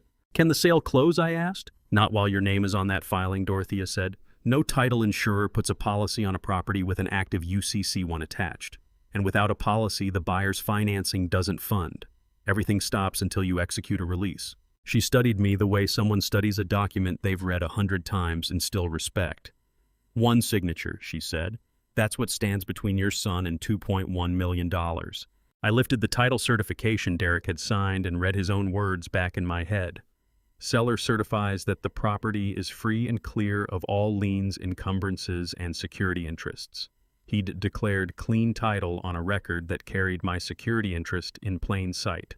Either the UCC-1 had slipped his mind unlikely, or he'd banked on me never learning about the transaction before it closed. Defensive paperwork became offensive weapon, I said quietly. The UCC-1 was carpenter's joinery, one precisely placed dowel pin driven in years ago to brace the structure now revealed as the pin that locked the whole frame and made it immovable. Gill had filed it 5 years back to shield my loan. Now it was shielding something larger, my ability to stop Derek from cashing out company assets, while the debt he'd stopped servicing 18 months ago still sat unpaid. "Thank you, Dorothea," I said. "County records don't lie," she said, collecting the papers from my table. "Title insurance just makes sure nobody can pretend otherwise." She left the folder with me and drove away. I sat at my kitchen table alone reading Derek's certification one more time. Free and clear. 0 encumbrances. Both claims false. Both made under penalty of perjury. That night, day 4, near 9 p.m., Derek sat by himself in his Lexus in the Holt Modern parking garage and dialed Owen Farley. I found out about that call the same way I pieced together most of this story Owen told me weeks later, once the whole structure had already come down, while he was explaining why he'd chosen his conscience over his paycheck. Underground parking garage. Fluorescent lights, concrete columns, Derek's Lexus smelling of leather and success, while the darkness pressing against the windows reflected every closed exit Owen was about to enumerate. Derek's voice through the speakerphone. How bad? Owen's answer came back flat without inflection. "Your father's 30% equity stake is ironclad. UCC-1 filing from 2019 sitting on the public record, legally untouchable." "Can we route around it?" Derek asked. "No," Owen said. "That land sale requires a clean title certification. You've already signed one swearing 0 encumbrances. Title insurance pulled the UCC-1. Now they're demanding your father's signature releasing the lien before they'll write the policy." "What about the Series A investors?" Derek asked. "Can we close that round without dealing with the UCC-1? "No." Owen was unequivocal. "Investors will require full cap table disclosure. That means putting your father's 30% on the page, which means accounting for why you've operated for 5 years as though he doesn't exist while still owing him money you stopped sending 18 months ago." A stretch of silence on the line. Then Derek, "What if we just leave him off?" That's when Owen said the words that sealed every remaining exit. "There has to be a way." "There isn't," Owen said. "Your father controls the UCC-1 release. He controls whether that land sale goes through. He controls whether Series A investors will come near this company. and I will not help you commit fraud to get around any of it. Derek sat alone in his Lexus with the phone in his hand. His CFO had just walked off the board. The title was clouded by a lien only his father could lift. $2.1 million frozen. Series A frozen. Every road ahead led to either federal prosecution for fraud or going back to the man he'd humiliated at his own front door. Owen ended the call. Derek sat in that underground darkness leather seat, humming fluorescence overhead, and stared at what checkmate actually looks like. One filing from 5 years ago had sealed off every direction. The single key to any of those locked doors was sitting in a workshop in East Nashville belonging to a man Derek had directed to the back entrance 72 hours before. Derek understood the position he was in. What he didn't know yet was that the board was about to shrink further. Day 5, 8 in the morning. My workshop phone rang. Nobody calls a carpenter at 8 a.m. with good news. I lifted the landline. Gil Tatum's voice carried an urgency that skipped past any greeting. "Conrad," he said. Series A investors ran automated compliance checks. Their software cross-referenced every corporate signature against archived documents. I set down the piece of cherry I'd been sanding. "What came back?" I asked. "Forgery," Gil said. "Derek didn't just leave you off the cap table. He forged your signature on capital allocation documents submitted to the investors." I lowered myself onto my workbench stool. "Forged my signature," I said again, repeating it so the words could settle. "Multiple documents," Gil went on. "The compliance software flagged inconsistent stroke patterns. They didn't match the samples on file from your UCC1 filing. Forensic comparison confirmed it. It's not even a competent forgery. Derek had signed my name on investor documents certifying an equity distribution that erased me completely." "This isn't a civil matter anymore," I said. "No," Gil confirmed. "This is criminal securities fraud." Derek hadn't simply overlooked me. This wasn't a paperwork gap or a name left off a form. He had picked up a pen and signed my name on documents submitted in support of an $8 million financing round. He'd impersonated me, certified lies under my forged hand. "What happens now?" I asked. "The investors issued an ultimatum," Gil said, "non-negotiable. They want an authentic, notarized signature from you, Conrad Holt, acknowledging your 30% equity stake within 5 business days. If they don't have it, they rescind the entire Series A term sheet and file a mandatory SEC disclosure of the discovered fraud." 5 business days. What does SEC disclosure mean for Derek? I asked, though the answer was already forming before Gil spoke it. "Securities fraud under 18 U.S.C. Section 1348. Up to 25 years. Federal prison. Not county, not probation, not a civil settlement. Your signature is the only thing standing between your son and a grand jury," Gil said. Gil. I stared at the 0.5 millimeter drafting pencil resting on my workbench, the same instrument I'd used to compose the white envelope Derek had torn open 3 nights ago. The tool Derek had written off as antiquated, a relic of some blue-collar past, too crude for the world of high finance. Now that pencil and the signature it could lay down was the one instrument capable of drafting Derek's freedom. 5 days, I said. 5 business days, Gil corrected. Clock started this morning. Investors want notarized acknowledgement by close of business Friday next week. If you don't sign, they pull the full $8 million and report the forgery to the SEC. Derek gets indicted inside 30 days. And if I do sign, I asked. Investors move forward with the Series A, Gil said. They'll require full transparency going forward, your 30% documented in all materials aboard seat, if you want its standard minority shareholder protections. But Derek avoids prosecution. The forgery becomes a corrected administrative error rather than a federal crime. My signature shields him from prison, I said. Yes, Gil said. You hold his freedom in the same hands he sent to the back door. I hung up, sat down in my workshop under the fluorescent lights that had hummed overhead for 35 years. The 0.5 millimeter pencil lay on the bench like a piece of evidence, the precision instrument Derek had dismissed, now the only tool capable of drafting his way out. 5 business days to decide whether the carpenter covers for the architect. The man who had scripted my humiliation at his threshold, who had told me I was too old-fashioned to walk through his front door, who had cut off my visits with my grandson, who had stopped repaying me while lifting my grandfather's designs and printing them in his catalog, who had signed my name on federal documents. Now he needed one stroke of my pen to keep himself out of a courtroom. The irony had a sharp edge. The backdoor rejection had given him 6 months of feeling like he'd won. My signature would buy his freedom. He closed the threshold. I said aloud to the empty shop. I hold the key to his cell. The reversal was total. 3 nights ago I'd walked away from that mansion alone, excluded, sent around back, dismissed as too blue-collar for Derek's investor crowd. Clifton Hargrove had watched from 8 paces off his script landing exactly as rehearsed. 50 witnesses had seen the old carpenter turned away. Now that same carpenter held his son's freedom in hands that knew how to measure twice before cutting, hands that understood the gap between precision and mercy, hands that had signed those loan documents 5 years ago on the strength of family trust, hands Derek had turned away at his door. I picked up the drafting pencil, felt its balance, the same tool I'd used for 3 decades to draw up plans that held their load even when the weight exceeded what the design had anticipated. 5 days to decide whether to draft Derek's freedom or let him stand before the grand jury his forgery had summoned. The phone sat quiet on the bench. Derek would call eventually. Desperation teaches men to dial the numbers they've been avoiding. But I didn't need his call to understand the weight of the moment. The father dismissed at the back door now decided whether the son met a federal prosecutor. The carpenter written off as old-fashioned now held the architect's future in the same hands that drew blueprints. The man Clifton Hargrove had staged as a loyalty test now chose whether that loyalty ran toward a son who'd forged his name or toward a justice that said, forgery gets measured in years served. 5 days. 5 business days before the investors filed their SEC disclosure. 5 days before Derek learned whether his father's capacity for mercy ran deeper than the betrayal he'd built on top of it. Gil's ultimatum hung over the workshop like a weight suspended by a single cord. 5 business days to decide Derek's fate with my signature. But before I could fully sit with that decision, the situation shifted in a direction I hadn't seen coming. 2 hours after the investor audit surfaced, my phone lit up with a forwarded email. Sender Owen Farley, Chief Financial Officer.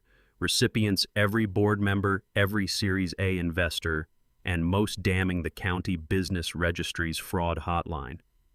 The email contained time-stamped screenshots of Derek's own Slack messages. Need you to adjust those Q3 entries. Make the timing match. Investors can't prove sequence if the dates align. Owen had kept records of everything. Loyalty has a ceiling. Owen had just named his. Derek called me 6 times inside 20 minutes.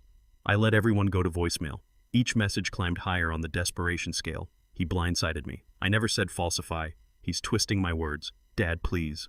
The board called an emergency session that same evening. I wasn't in the room. My 30% stake meant nothing when the majority shareholders caught the scent of criminal exposure. Gil Tatum texted me the outcome at 11 p.m. Derek suspended pending investigation. Owen's resignation accepted. CFO search begins Monday. My son had lost his financial officer and his authority in a single day. The 5-day countdown to my signature decision suddenly carried even more weight now that Derek was fighting without backup. He had no clear road back, but I'd made the mistake of underestimating how many people were already circling the wreckage. The next afternoon, Clifton Hargrove called. Tomorrow, 3 p.m. Hotel bar at the Hermitage. Come alone. I have a proposal that addresses your family complications. I should have declined. I should have seen the trap for what it was. But desperation clouds judgment, and I was desperate enough to chase any exit that didn't end with my son in federal prison or my grandfather's name in ruins. The Hermitage bar was empty when I got there. Clifton had taken the entire space for himself. He was already in the corner booth, a leather portfolio open on the table, wearing the look of a man who'd wrapped up the meeting before it started. Conrad, thank you for coming. He waved me toward the seat across from him. Scotch, just talk. Clifton smiled. I appreciate directness. Here's what you're dealing with. Your son forged your signature, defrauded investors, and is now looking at SEC charges. His CFO just became a cooperating witness. The board wants him removed. The investors want their money returned. And you, he let the pause land, hold the only signature capable of making any of this go away. I'm aware. But signing that document doesn't only save Derek, it makes you an accessory after the fact. You're ratifying the forgery retroactively. If prosecutors decide to dig, you become a co-conspirator. He slid a document across the table. Unless someone provides legal cover and the capital to satisfy the lien at the same time. I looked at it: partnership amendment, capital injection, liability indemnification, and 15% of my equity carved out of my existing 30. You're extorting me. I'll wire $2.1 million to escrow tomorrow. That clears your property lien before the foreclosure hearing. I'll provide a legal opinion letter establishing your signature as corrective action rather than criminal participation, and I'll personally guarantee the Series A investors that Holt Modern has responsible oversight going forward. His voice cooled. In exchange for half your stake. In exchange for your freedom. Because right now, Conrad, you're cornered. Sign without my cover and you risk prosecution yourself. Don't sign and Derek goes to prison and you lose the house regardless. Partner with me and everyone gets out clean. The calculation was elegant. Vicious, but elegant. How long have you been planning this? Clifton's smile widened. Since the moment Derek humiliated you at that party, I saw a son who'd grown too arrogant and a father who'd been thrown out. So I made some calls, engaged a forensic accountant to go through Holt Modern's filings, found the signature irregularities inside 3 weeks, then waited for the Series A investors to run their compliance scan. And then he gestured at the empty bar. I let your son's own recklessness finish the job. The party, the humiliation at the door. You orchestrated it.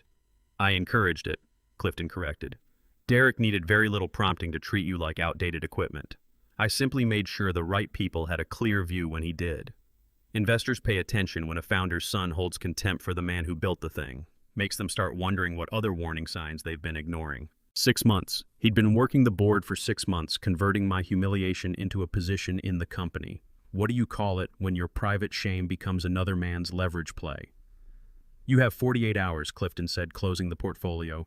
After that, I go to the board directly and offer to acquire Derek's shares at 10 cents on the dollar.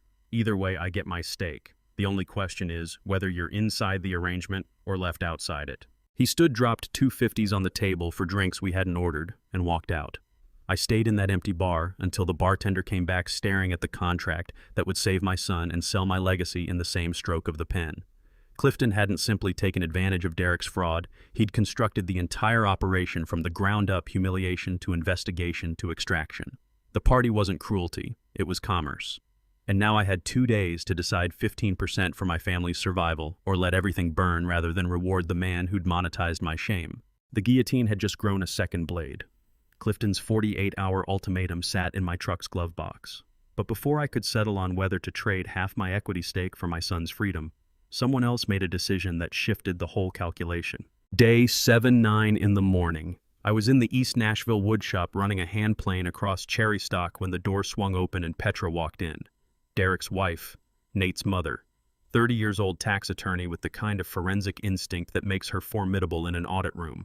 A leather accordion file under one arm, Nate trailing quietly behind her. Derek had forbidden her from reaching out to me directly, told her I was a distraction, a relic, a liability.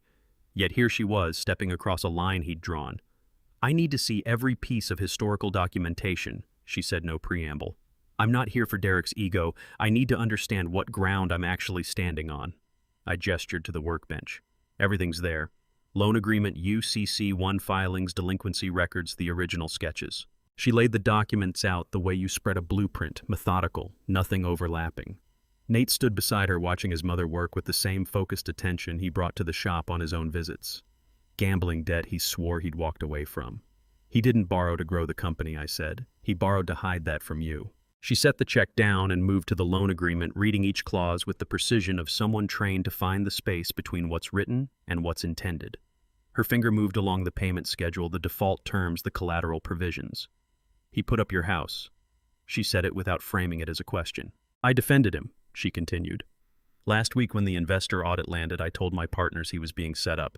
I drafted legal memos making the case for prosecutorial overreach. She tapped the gambling check. I was using legal arguments to defend someone committing fraud. You didn't know I'm a tax attorney. Reading financial statements is what I do. I knew.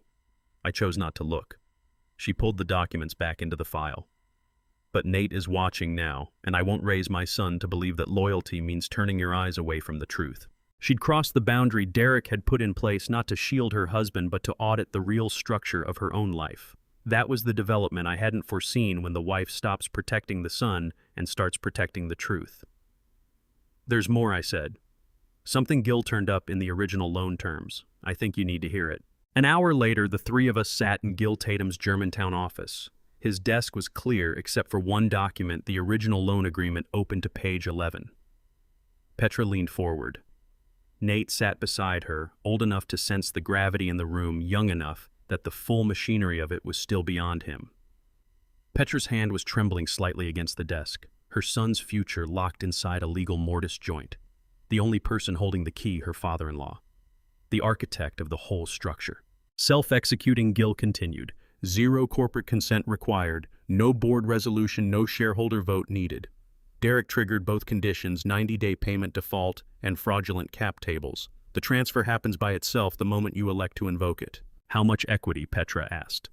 30%, currently valued at approximately $4.2 million, based on last month's Series A pricing into a trust I control that Derek cannot touch, cannot vote, cannot liquidate.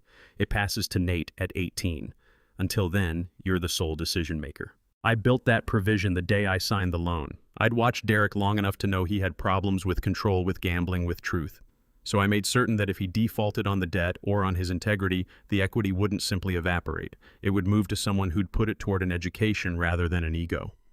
The best joinery needs no hammer, Gill added. This mortise locks itself. Derek's own actions triggered the mechanism. All that's left is deciding whether to let it run. Petra was quiet for a long moment, studying Clause 14 as though she were reading the blueprint of a building she'd been living in for years without ever seeing the plans. Clifton Hargrove offered Conrad a deal yesterday, she said. 15% equity for capital injection and legal cover. 48-hour deadline. Clifton doesn't know Clause 14 exists, Gill said. Neither does the board, neither does Derek. This provision predates every cap table they've ever reviewed. It's not registered as a corporate encumbrance, it's a loan covenant tied to personal collateral. So we're sitting on a self-executing option that's already been triggered, Petra said slowly. Just waiting for someone to call it. Yes. She looked at Nate, then at me. What happens when we invoke it? Derek loses his entire equity position immediately. The 30% transfers to Nate's trust. You become the second largest shareholder after the Series A investors, and the only person who can vote those shares until Nate turns 18. And if we don't invoke it, Clifton gets his 15%. Derek keeps whatever's left. The fraud investigation continues. The lien forecloses, and Nate inherits nothing but debt and a father facing federal prison. Petra closed the file. I need to think. You have time, Gill said. But the clock's running. Clifton's deadline hits tomorrow. The investor signature window closes in 3 days. The real question wasn't whether we held a weapon. It was whether whoever gripped it had the nerve to use it. Petra phoned me that night. She needed clarity before triggering Clause 14. So did I.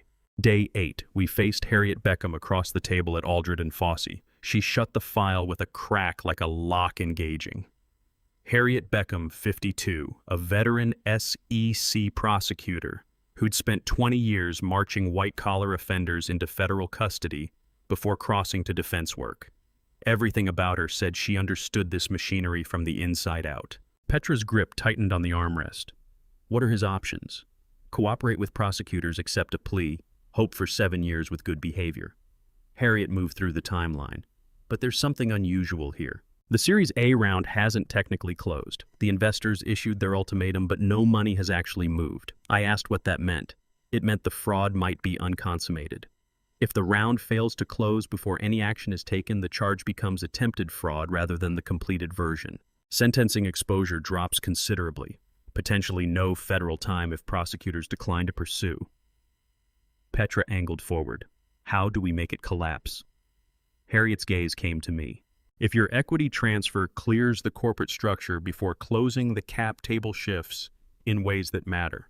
Series A investors hold approval rights over transfers of that size. Grounds for termination. Clause 14. Petra said it like she'd been holding it all morning. Trigger that clause, and Derek's stake gets absorbed into an irrevocable trust. The board loses their CEO's founder shares. Investors lose the management continuity the deal was built around. The structure falls apart, and the fraud goes unconsummated.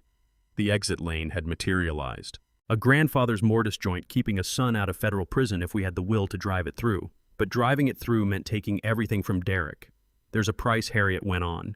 Derek surrenders his equity, his title, his control, but he keeps his freedom. Federal securities fraud, 18 U.S.C. Section 1348, up to 25 years. No county-level alternative, no probation, no negotiated exit. Petra nodded. I need to know exactly who we're up against. Clifton Hargrove put an equity arrangement on the table. Is this opportunism, or does he run this play repeatedly?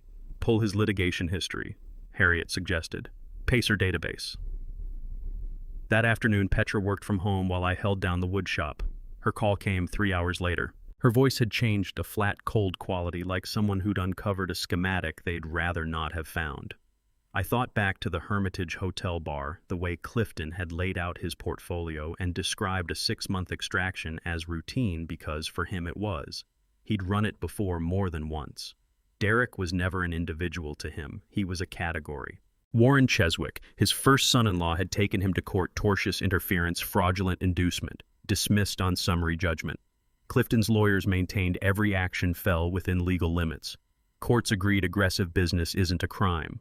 Legally untouchable, yes, but now we understood what he was. Derek loses his equity regardless. Either Clifton seizes it in liquidation or it flows into Nate's trust. Which outcome actually shields my son, and which one bankrolls Clifton's next operation? She was right. Clifton had assembled this crisis with the practiced precision of a man who'd run the same sequence before. The party where Derek was exposed, the forensic audit, the equity offer, none of it improvised. Every piece was field-tested. Derek had raised his company on fraud and ego. Clifton had built his wealth by turning family desperation into leverage. "What do you want to do?" I asked. Petra was quiet. "I want to keep Nate protected. I want to stop feeding predators. And I want Derek to face real consequences, just not 20 years worth." Another pause. Clause 14 covers all three. Then we execute. "Not yet," she said. "Clifton's deadline is tomorrow. The investor's line runs out in 2 days. I want Derek in front of the full board first. I want the reality of what he built and who's closing in to actually land on him. Then we move." I agreed. Derek needed to see the predator he'd let through his own door. The son who'd shamed me, forged my name, gambled away his integrity. He was about to learn that larger sharks patrol the same waters. And up in his penthouse, Clifton Hargrove was ticking down toward what he expected to be his second clean score. He had no idea the grandfather he'd dismissed had built a failsafe capable of bringing the whole thing down. We decided to let Derek face the predator pattern first, then execute Clause 14. But day 9 delivered something none of us had anticipated. A call at 6 o'clock in the morning, my phone ringing in the wood shop. Gil Tatum's voice held something beyond legal tactics. It was personal. "I need to ask you about someone," he said. "Quiet kid," I said. "Careful hands. Watched every cut like it was gospel. Never griped about the unglamorous work. Just wanted to understand why corners came together clean. First name was Owen. Last name Farley," Gil said. "Your CFO, the one who just quit rather than run fraud for your son." The phone felt heavier in my hand. Owen Farley. The man who'd left $1 million career behind rather than backdate equity logs. Who'd copied his resignation to every board member, every investor, and Davidson County business registry. He was the teenager who'd swept my workshop floor 16 years ago. "He learned from you," Gil continued. "Gave that whole summer to watching you work. You told him wood doesn't deceive, that exactness matters, that the lazy cut shows up when the joint opens. He applied it to the numbers. And to his choices when pressure arrived. When Derek pressed him to falsify records, Owen did what he figured you'd do. He walked rather than soil the craft. I moved to the window, morning light starting to gray the storage yard. Somewhere out there, the kid who'd stood at my bench watching me cut dovetails was cleaning out his desk, his career in ruins because he'd held on to something an old carpenter once said. "There's more." The resignation email, Gil said. Owen had CC'd the Davidson County Business Registry fraud hotline directly. That's not how it's done. Most CFOs route it to corporate counsel, maybe copy the SEC. But Owen went straight to the county registry because that's where the UCC one sits. "He knew where my lean paperwork lived," I said, "because you taught him your filing systems. That summer wasn't only woodworking. You showed him how tradesmen guard themselves, where filings go, how collateral gets documented." The apprentice retained all of it. "When did he work out that Derek was your son?" I asked. "Day he came in for the CFO interview. Your name was on the incorporation documents. He could see the 30% founder's equity." He almost walked away from the offer. Didn't see how he could honor his master's legacy and still do what the role might demand. But he signed on anyway. Figured he might be able to hold things to a straight line. Keep the company clean. Then Derek asked him to cross it, and Owen had to decide. He decided the way I'd taught him. Chose your legacy over his own stake, walked from the options, the salary, the reputation. And on the way out, he made sure the right eyes found your collateral claim. 15 years later, the apprentice repaid the master. I set down the phone and stood in the shop's quiet. Morning carried cherry wood and linseed oil, the same air that had hung there the summer a reserved teenager swept these floors and pushed me on why certain joints held and others didn't. Then something surfaced in my memory, the shelf above the workbench where student pieces had gathered over the years. I pulled the step stool over and went through the collection. A bread box from 1997, a jewelry case from 2002, and wedged into the back corner a small wooden box, dovetails cut so true they could pass for machine work. Every corner at a perfect 90 degrees. Cherrywood hand-finished, aged from pale gold to deep honey amber over 19 years. No nails, no screws, no glue, just interlocking angles holding by geometry alone. I lifted the lid. Chiseled inside in slow, deliberate letters, Master Holt taught me that wood remembers everything. G.F. Summer, 2006. Those joints hadn't shifted in all that time. No adhesive required when the cuts are honest. Same principle holds loyalty in place when the teaching was real. I traced them with one finger. The kid had been 18 making this, testing whether the standard I'd set actually held, whether precision mattered as much as I'd claimed. He'd surrendered millions because a carpenter had insisted character was the foundation, not just competence. I pulled up Owen's number from a corporate directory that was probably already being sanitized. Sent a text. The dovetails still hold. Thank you for remembering. The reply arrived 3 minutes later. You taught me wood doesn't lie. Neither do ledgers. Some lessons last longer than jobs. Derek had built his company on a forged signature and buried gambling debts. Clifton Hargrove had built his fortune on turning family desperation into a weapon. But Owen Farley had built his career on what he'd absorbed in a wood shop during one recession summer. When the moment came to choose between million-dollar stock options and the character his teacher had drilled into him, the lesson won. Clifton's deadline was tomorrow. The investor ultimatum ran out in 2 days.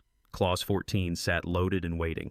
What Clifton didn't know was what I was holding, that CFO he'd waved off as a minor witness. He was the same apprentice who'd spent years mapping every load-bearing joint in the structure, and when the moment came, he'd chosen to guard those joints rather than pocket the proceeds of their failure. The operating agreement was spread open across the workbench. Clause 14. A self-executing provision. Trigger it, and Derek's 30% stake would be stripped and folded into Nate's trust with Petra as sole trustee. Both conditions for execution had been satisfied: payment, default, fraudulent cap table. My pen. 1 mark. By sunrise, Derek would own nothing. The Series A would implode. The fraud charge would die as an attempt that never landed. My son would keep his freedom and lose everything else. Enormous power sitting unsigned in front of me. But this shop, the same floor where I'd shown Owen that sloppiness doesn't vanish, it just defers, carried a memory tonight. My late wife's voice came back from somewhere close to 20 years ago. We'd stood right here. I was running a badly warped board through the planer trying to rescue an expensive piece of walnut. The blade was chewing it up, creating more damage than correction. Don't let him see you pick up an axe when you could use heat, she'd said. I raised my head, baffled. She wasn't talking about the board. Derek. He's 12 and testing boundaries. Warped timber isn't finished, not if warmth can still reach the grain. Something alive in there means the axe just ends it. Steam leaves a door open. So I put the board in the box. 3 days. It came out straight. Clause 14 was an axe. Derek had bent hard. Gambling debt kept off Petra's radar-forged signatures, a pride that shoved his own father out the back entrance. But that grain wasn't dead. Owen's resignation was the proof. Derek had brought on a young man who led with integrity even after Derek tried to bend that integrity to his own purposes. The real question was never about the power. It was about whether you had to burn the thing down to teach someone a lesson. I closed the operating agreement and put it in the drawer. Unsigned. Reachable but untouched. Power witnessed. Mercy chosen over execution. Education chosen over obliteration. Then I picked up my phone and sent Derek 2 words: come to the shop. 10 miles away, Derek was behind the wheel in the Holt Modern lot. His office sat dark above him. The board had suspended him pending review. Clifton Hargrove's clock ran out tomorrow. Derek had a decision sitting in front of him. He pulled up Clifton's number and called. 1 ring, connection, silence. Then you're making a fatal mistake. Probably. But it's my mistake to make. Derek's voice came out more even than he'd anticipated. I need to tell you something I should have said 6 years ago. Derek, no. You're going to listen. He wrapped both hands around the steering wheel. When I was 26, fresh out of business school, you told me that relying on my father made me weak. that successful founders cut emotional ties to the previous generation. That sentiment was the enemy of scale. I gave you honest advice, Clifton said. You gave me weaponized shame. That sentence, relying on your father, makes you weak. That sentence made me ashamed of my own blood for 6 years. I called his life's work outdated. I sent him to the back door at the party. I treated the man who taught me precision like he was obsolete hardware. You built a multi-million-dollar company on forged signatures and hidden gambling debt, Derek pressed on. And you knew Petra found your litigation history. Warren Cheswick 9 years back. Same engineered crisis, same equity trap. You've run this same move on family businesses for over a decade. Clifton's voice went flat and hard. Everything I did was legal. Legal isn't the same as right. You came in because you spotted a son you could work and a father you could push aside. That party humiliation, you arranged it. You needed me to demean him in front of a crowd so you'd have documentation of a fractured family when the equity extraction came. You're being paranoid. I'm being clear for the first time in 6 years.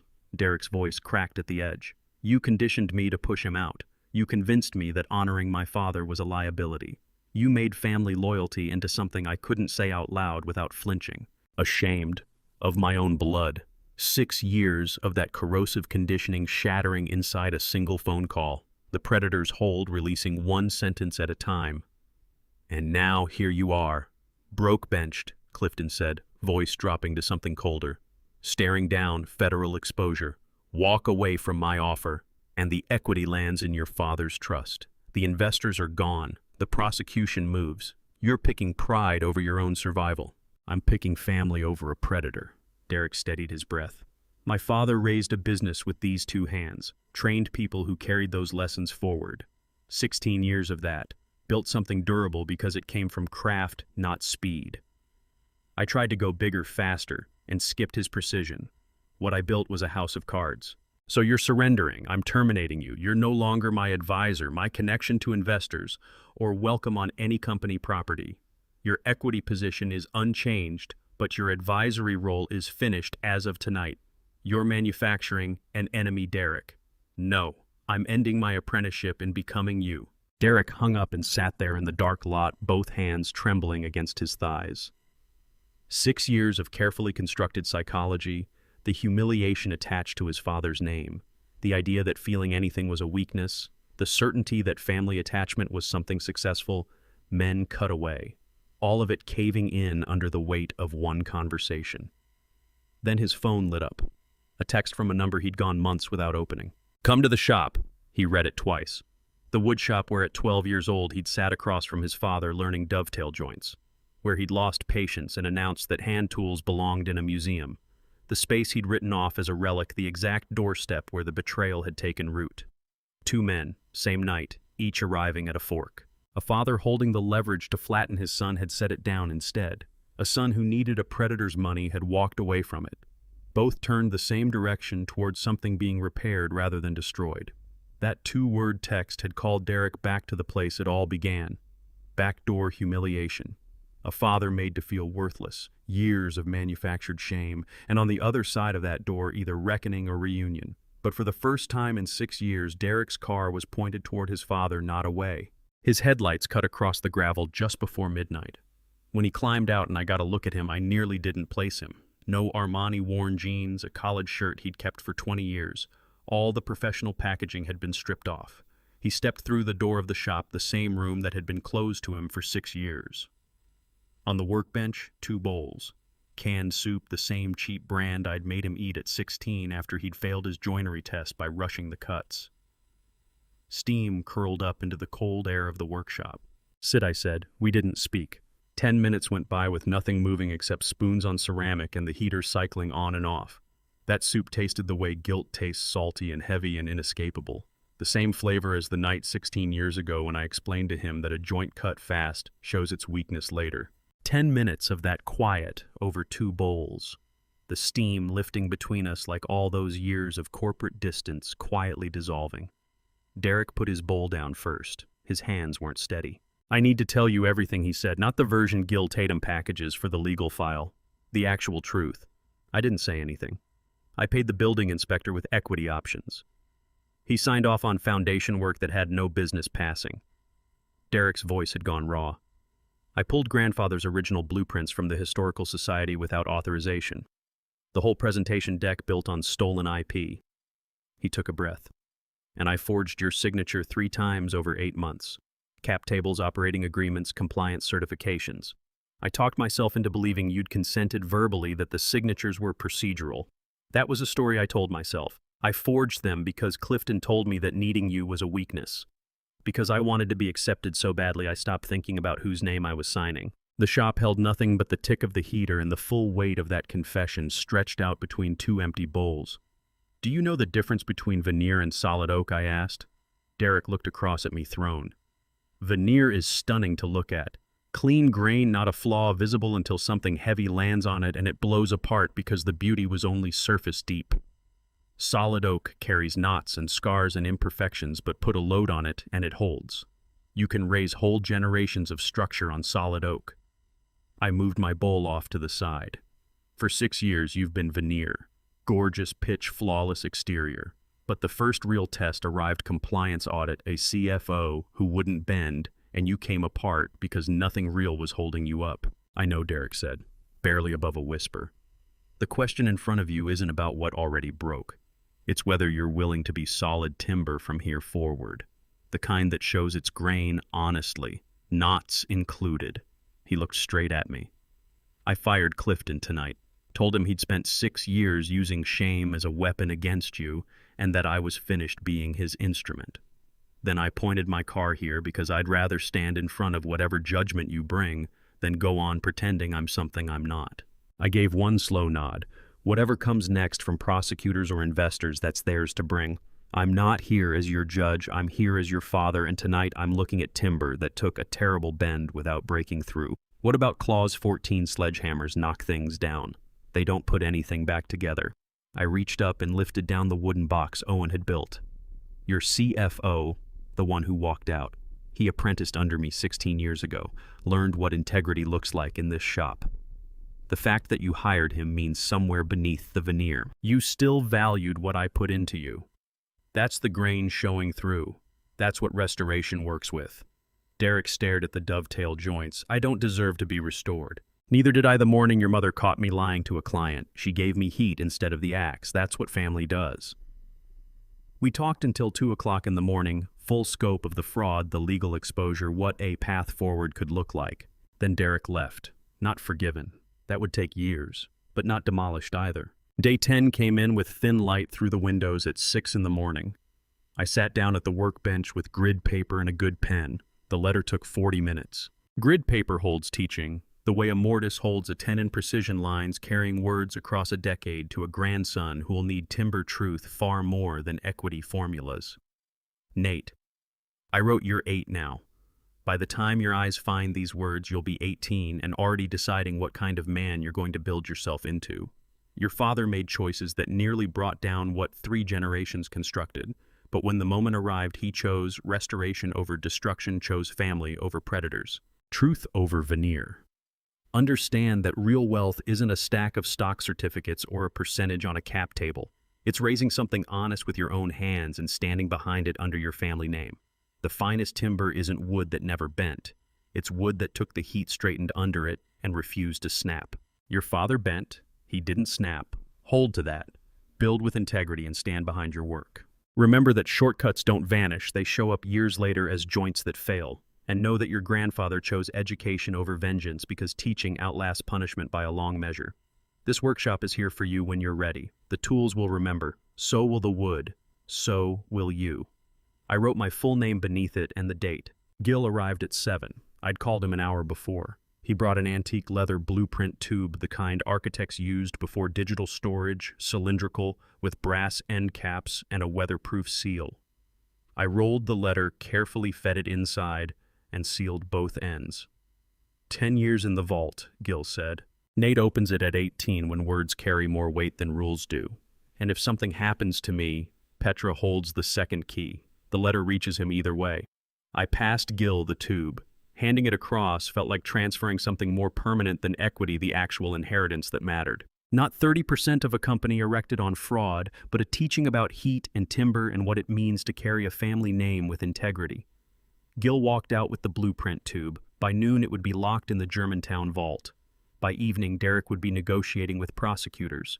By the following week, the Series A would either close or collapse. But 10 years from now, Nate would pull that tube open and read words his grandfather set down the morning after choosing mercy over destruction. That was the real Holt legacy. Not stock certificates, not cap tables, just teaching heavy enough to cross generations, sealed in leather and waiting in the dark until a young man needed it most. The blueprint tube sat locked in the vault, carrying a decade of teaching forward to a grandson who'd one day need it badly. But legacy isn't only words pressed into leather. It's structure built in real time by people willing to sacrifice so the next generation has honest ground beneath them. Day 11. Gil's Germantown office. Petra sat in the leather chair Derek had used across 100 business meetings, but she wasn't there to negotiate equity or press for investment terms. She was there to settle a debt her husband had concealed from her for 5 years. She moved a document across Gil's mahogany desk, cashier's check, asset liquidation summary, bridge loan approval. $180,000 from the duplex sale, Gil read aloud. $190,000 bridge loan secured against my tax practice income. $370,000 total exact satisfaction of the original debt. I looked at the papers. That duplex was your independence, Petra. You bought it before you married Derek. You kept it in your name. Rental income that belonged to you alone, was she said, past tense. I closed escrow yesterday. The tenants have 60 days. Buyer takes possession in March. You're liquidating your escape route. Petra held my gaze with the same forensic calm I'd watched her use when she'd mapped Clifton's predatory pattern. My independence isn't a property deed. It's the ability to choose my own lines. I'm not here to protect Derek's reputation. I'm doing this so Nate grows up in a house that isn't built on unrecorded debts. So when he reads your letter at 18, the floor beneath him is structurally sound. Gil set the documents down. Between Petra's liquidation and the bridge loan, we can satisfy the full debt. UCC1 releases from the land deed. The commercial property sale moves without obstruction. What about the Series A investors, I asked. Their 5-day signature ultimatum expired. But with debt satisfaction and Derek's cooperation with prosecutors, they're prepared to restructure at a reduced valuation. The company survives barely. The duplex sale is Petra surrendering her exit to build Nate's foundation, her own independence traded for the next generation's honest ground. I looked at her steadily. She'd married Derek when he was 26 and still full of what he might become. She'd defended him through the first audit. She'd taken his word about the gambling debt being ancient history. And now she was selling off her premarital safety net to clear fraud she'd had no hand in committing. What I asked? You could walk out. Take Nate, leave this behind clean. The debt carries no legal obligation for you. Because Nate is watching, Petra said quietly. He's 8 years old and he knows something has broken. He catches the late-night calls. He sees his father suspended from his own company. And one day he'll look at me and ask what I did when the family was coming apart. I want to be able to tell him I chose to build honest ground instead of leaving when the timber bent. She was teaching the identical lesson I'd sealed in that blueprint tube, only she was doing it with action instead of ink on paper. 2 days later, we came back together. Same office, same mahogany desk, but this time Derek sat beside Petra and Gil had 3 documents laid out and waiting. Derek and Petra had co-signed the certified check, $370,000, 5 years of debt, plus accumulated interest. Gil slid it across to me. I held the check for a long moment. This piece of paper was Petra's duplex, her rental income, her independence. It was Derek putting his name next to hers, admitting in writing what he'd kept buried. It was 5 years of mistakes arriving at their due date. I signed the satisfaction of debt. Gil notarized it. The UCC1 lien would be released from my land deed before the week was out. My property was free and unencumbered. There's one more thing, I said. Derek looked up.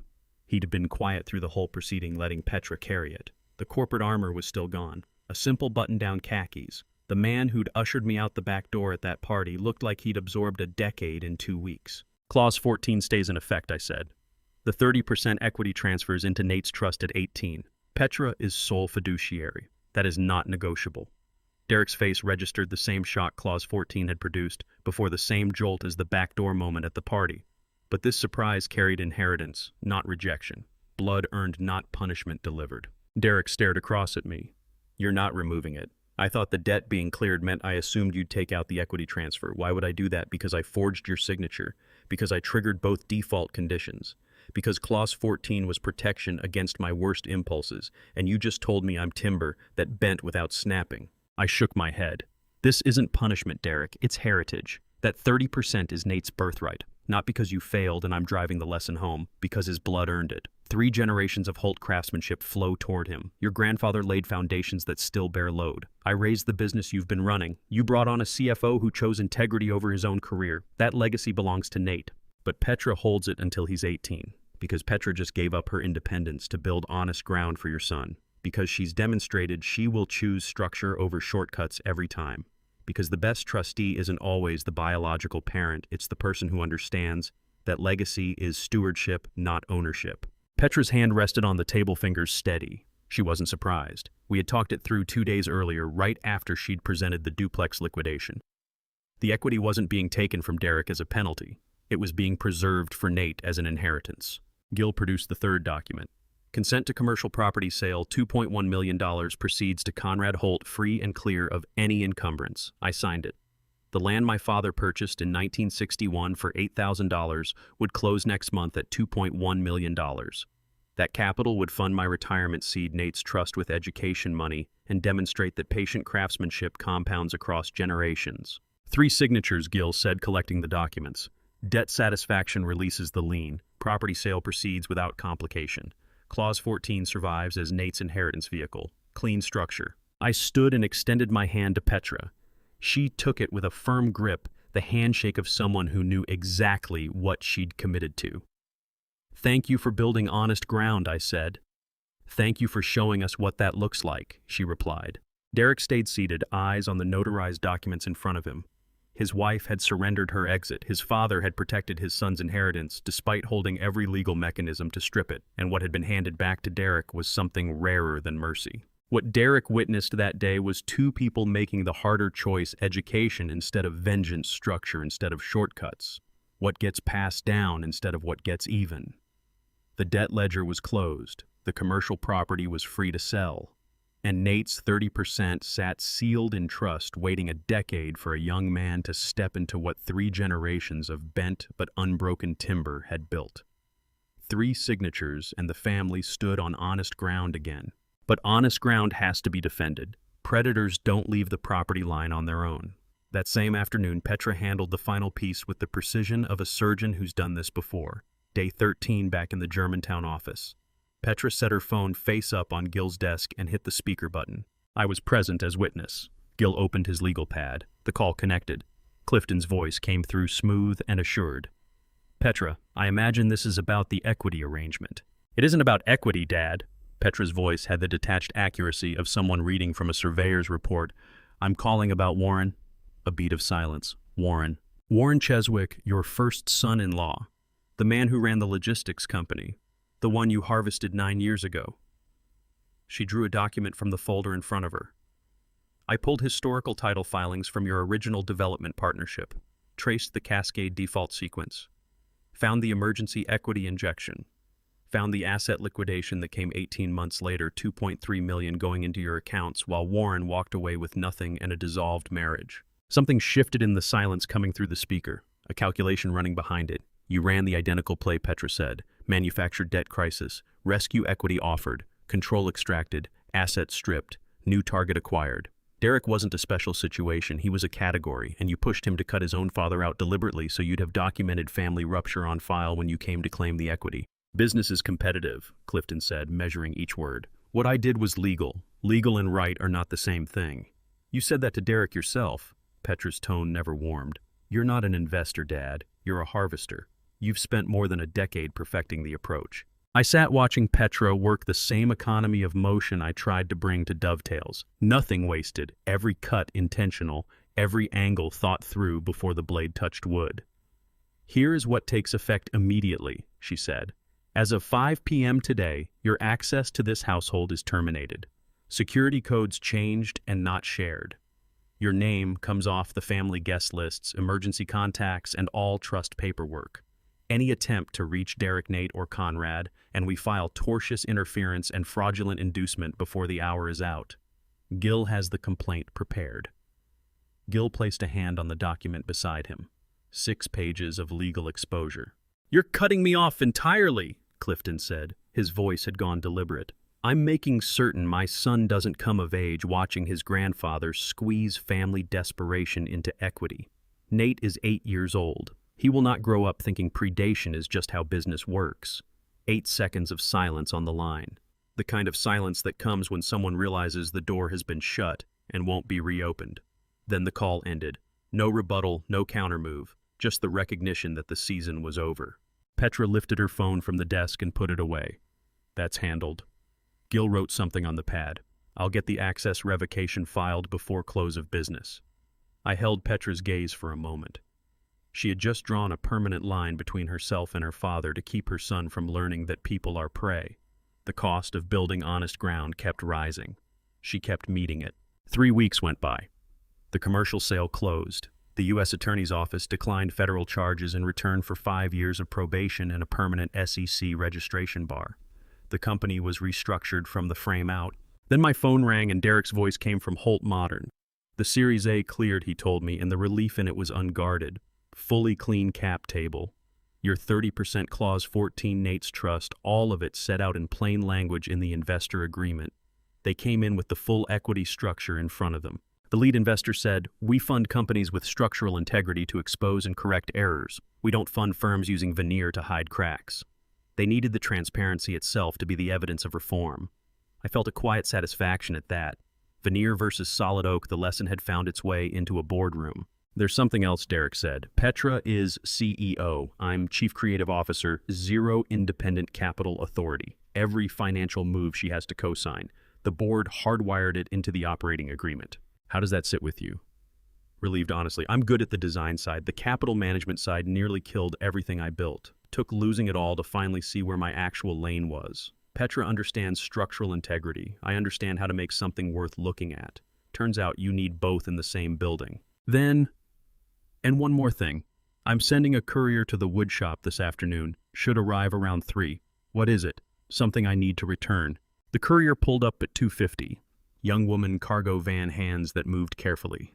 She unloaded 47 leather parchment tubes, every one of them bearing my father's handwriting on the label, the heirloom sketchbooks, every design Derek had digitized without asking, every blueprint he'd logged as public domain, every thread of stolen intellectual property that had anchored his pitch deck.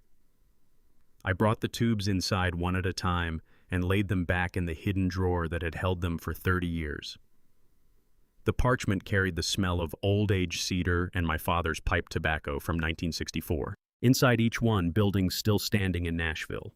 Foundations that hadn't moved because the angles were honest and the materials didn't lie. 47 tubes. 47 reasons why precision is not optional. 47 bodies of work that outlasted their maker because not a single shortcut was taken. The Series A had backed transparency rather than surface finish. Petra held the CEO role Derek had forfeited through fraud. Clifton Hargrove was gone from the picture permanently, his decade-long harvest operation finished, and every piece of heritage he'd helped steal was resting again in the drawer where it belonged. The family had been rebuilt on true structure. Scarred, imperfect, but carrying real weight, the kind that holds across generations. Nate would eventually inherit 30% of a company whose cap table a stranger could read without finding a single forgery. At 18, he'd pull a blueprint tube open and find his grandfather's words about heat and timber and what it means to let something bend without letting it break. And when he walked into the wood shop, 47 parchment tubes would show him what 3 generations of Holt craftsmanship looked like when the person holding the tool refused to cut corners. That's a legacy. Not percentages, not certificates, teaching that still carries load after the teacher is gone because it was built from truth and not from surface. But legacy isn't only about repairing what broke. It's about whether the front door ever swings open again. First Sunday of December, 8 in the morning, my phone rang. Dad, Derek, come for dinner, early if you can make it. The gates are always open for you. I set the phone down and stood in the stillness of the shop. The navy flannel shirt was on the back hook, the same shirt from the housewarming night. Petra had washed it and sent it back along with the sketchbooks. I pulled it on. Cedar and clean detergent now, not the smell of October rain and being sent to the back. Belle Meade was 20 minutes in Tennessee winter, 3 inches from the night before, more still coming down. I turned onto their private road expecting the clean lines of a hired plow. What I found instead were the marks of a steel snow shovel pushed by hand the whole quarter mile. Uneven edges human effort, someone who'd been out there in the dark before first light and hadn't stopped until it was done. Someone who needed his father to understand that the path had been cleared by his own labor, not a contracted service. I sat in the parked truck and watched the snow come down. Derek had worked that driveway the same way I once taught him to work a board, through the planar methodical, one pass at a time, no skipping the hard sections even after the shoulders quit. The front door came open before I'd reached the steps. Derek filled the frame in gray flannel and work jeans. No Italian suit, no performance. "Welcome home, Dad," he said. "Come through the front." I crossed into the entryway, first time through the main door. The foyer was warm, radiant heat rising through marble, a chandelier throwing amber across the walls. And mounted dead center in a museum-grade frame was a photograph printed large. The Ring camera still from that October night, me at the back entrance in the navy flannel, Derek blocking it. Clifton Hargrove visible behind him with that smirk. Below the image, hand-lettered in Nate's deliberate 8-year-old printing, Grandpa came to the party. Dad sent him to the back door. I didn't understand. Now I do. The Ring camera image frozen in the entry hall. Clifton's smirk. Derek's stance across the doorway. What had been a moment of shame was now a framed lesson mounted where no visitor to that house could miss it.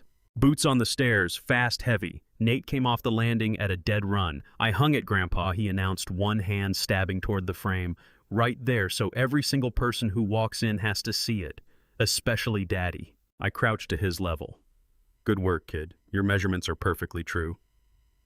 "Dad's teaching me dovetail joints on Saturdays." Nate's face broke open. I looked past him to Derek. He held my eyes and gave one nod.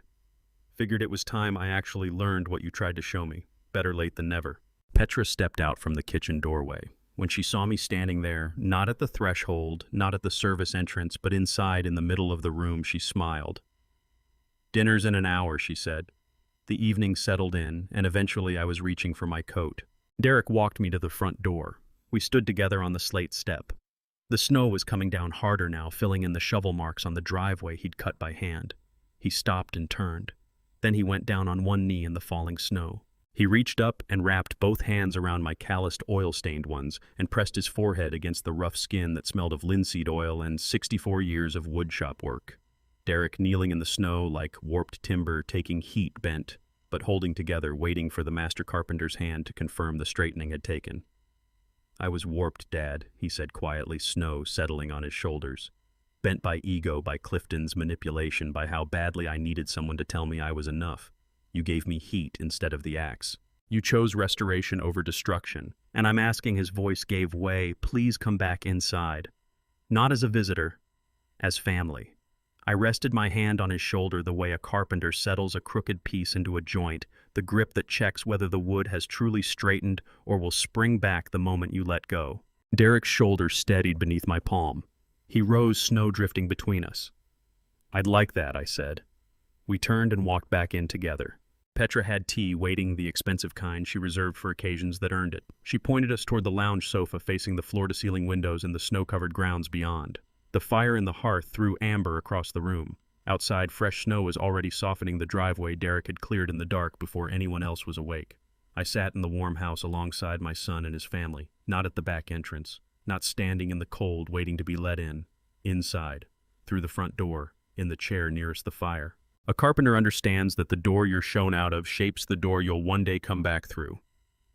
On the night of that housewarming party, I'd left through the front gate after being directed to the service entrance while predators smirked and my own son held the threshold against me. 6 months later, on the first snowfall of December, I came back and I came in through the main door. Nate folded himself against my side on the sofa and spread out sketches he'd been making, buildings he planned to design when he was grown. Outside, snow fell across the Belmead property, across the hand-cleared driveway, across the woodshop 10 miles away, where 47 parchment tubes rested in their drawer. In a vault across town, a blueprint tube carried a decade of teaching forward to Nate at 18. In a trust document, 30% equity held bloodline heritage, not a punishment, not a penalty, but an inheritance earned across generations. The legacy wasn't any of the paperwork. It was this, a grandson learning dovetail joints on Saturday mornings. A photograph on the wall turning a moment of shame into something a family could learn from. A son who'd risen before dawn to clear a path with his own hands. a door that opened the family back up instead of sealing it shut around someone's pride. I drank my tea and watched the snow come down through those tall windows. The house held its warmth. The fire stayed amber. My calloused hands were wrapped around porcelain instead of tools. Thank you for sitting with this story all the way to the end. That means something to me. This one cost a great deal to tell, and I imagine it cost the people inside it even more to live through. A son who mistook ambition for wisdom, a father who had every legal right to bring the whole structure down and chose instead to reach for the steam box instead of the axe. Petra, who gave up the one piece of ground she'd kept entirely her own so her son could stand on something solid. I believe God put certain moments in front of us not to destroy us, but to show us what we're still capable of becoming if we're willing to take the heat. If this story leaves you with anything, let it be these. When someone shows you who they are through their manipulation of the people around you, believe what you see and start measuring before they finish the cut. The finest inheritance you can pass to a child isn't equity or property. It's the example of choosing honest ground when the easier path was revenge. If you discover you've been living as veneer beautiful on the surface but hollow under load, it is never too late to come back to the shop and learn to be real timber. And if someone gives you heat instead of the axe when you've warped badly, don't waste what that costs them. These are the kinds of grandpa revenge stories that don't end in a courtroom or a settlement check. They end at a woodshop workbench with 2 bowls going cold and the truth finally on the table. These are the father stories I keep coming back to because they remind me that restoration, when it holds longer than punishment ever could. If this story moved you, share it with someone who needs to hear it today. Leave a comment telling me what landed hardest for you. And if you haven't already subscribed to Grandpa's Revenge, there are more stories like this one waiting. I'm grateful you were here. Until next time, take care of yourself and the people who built the floor you're standing on.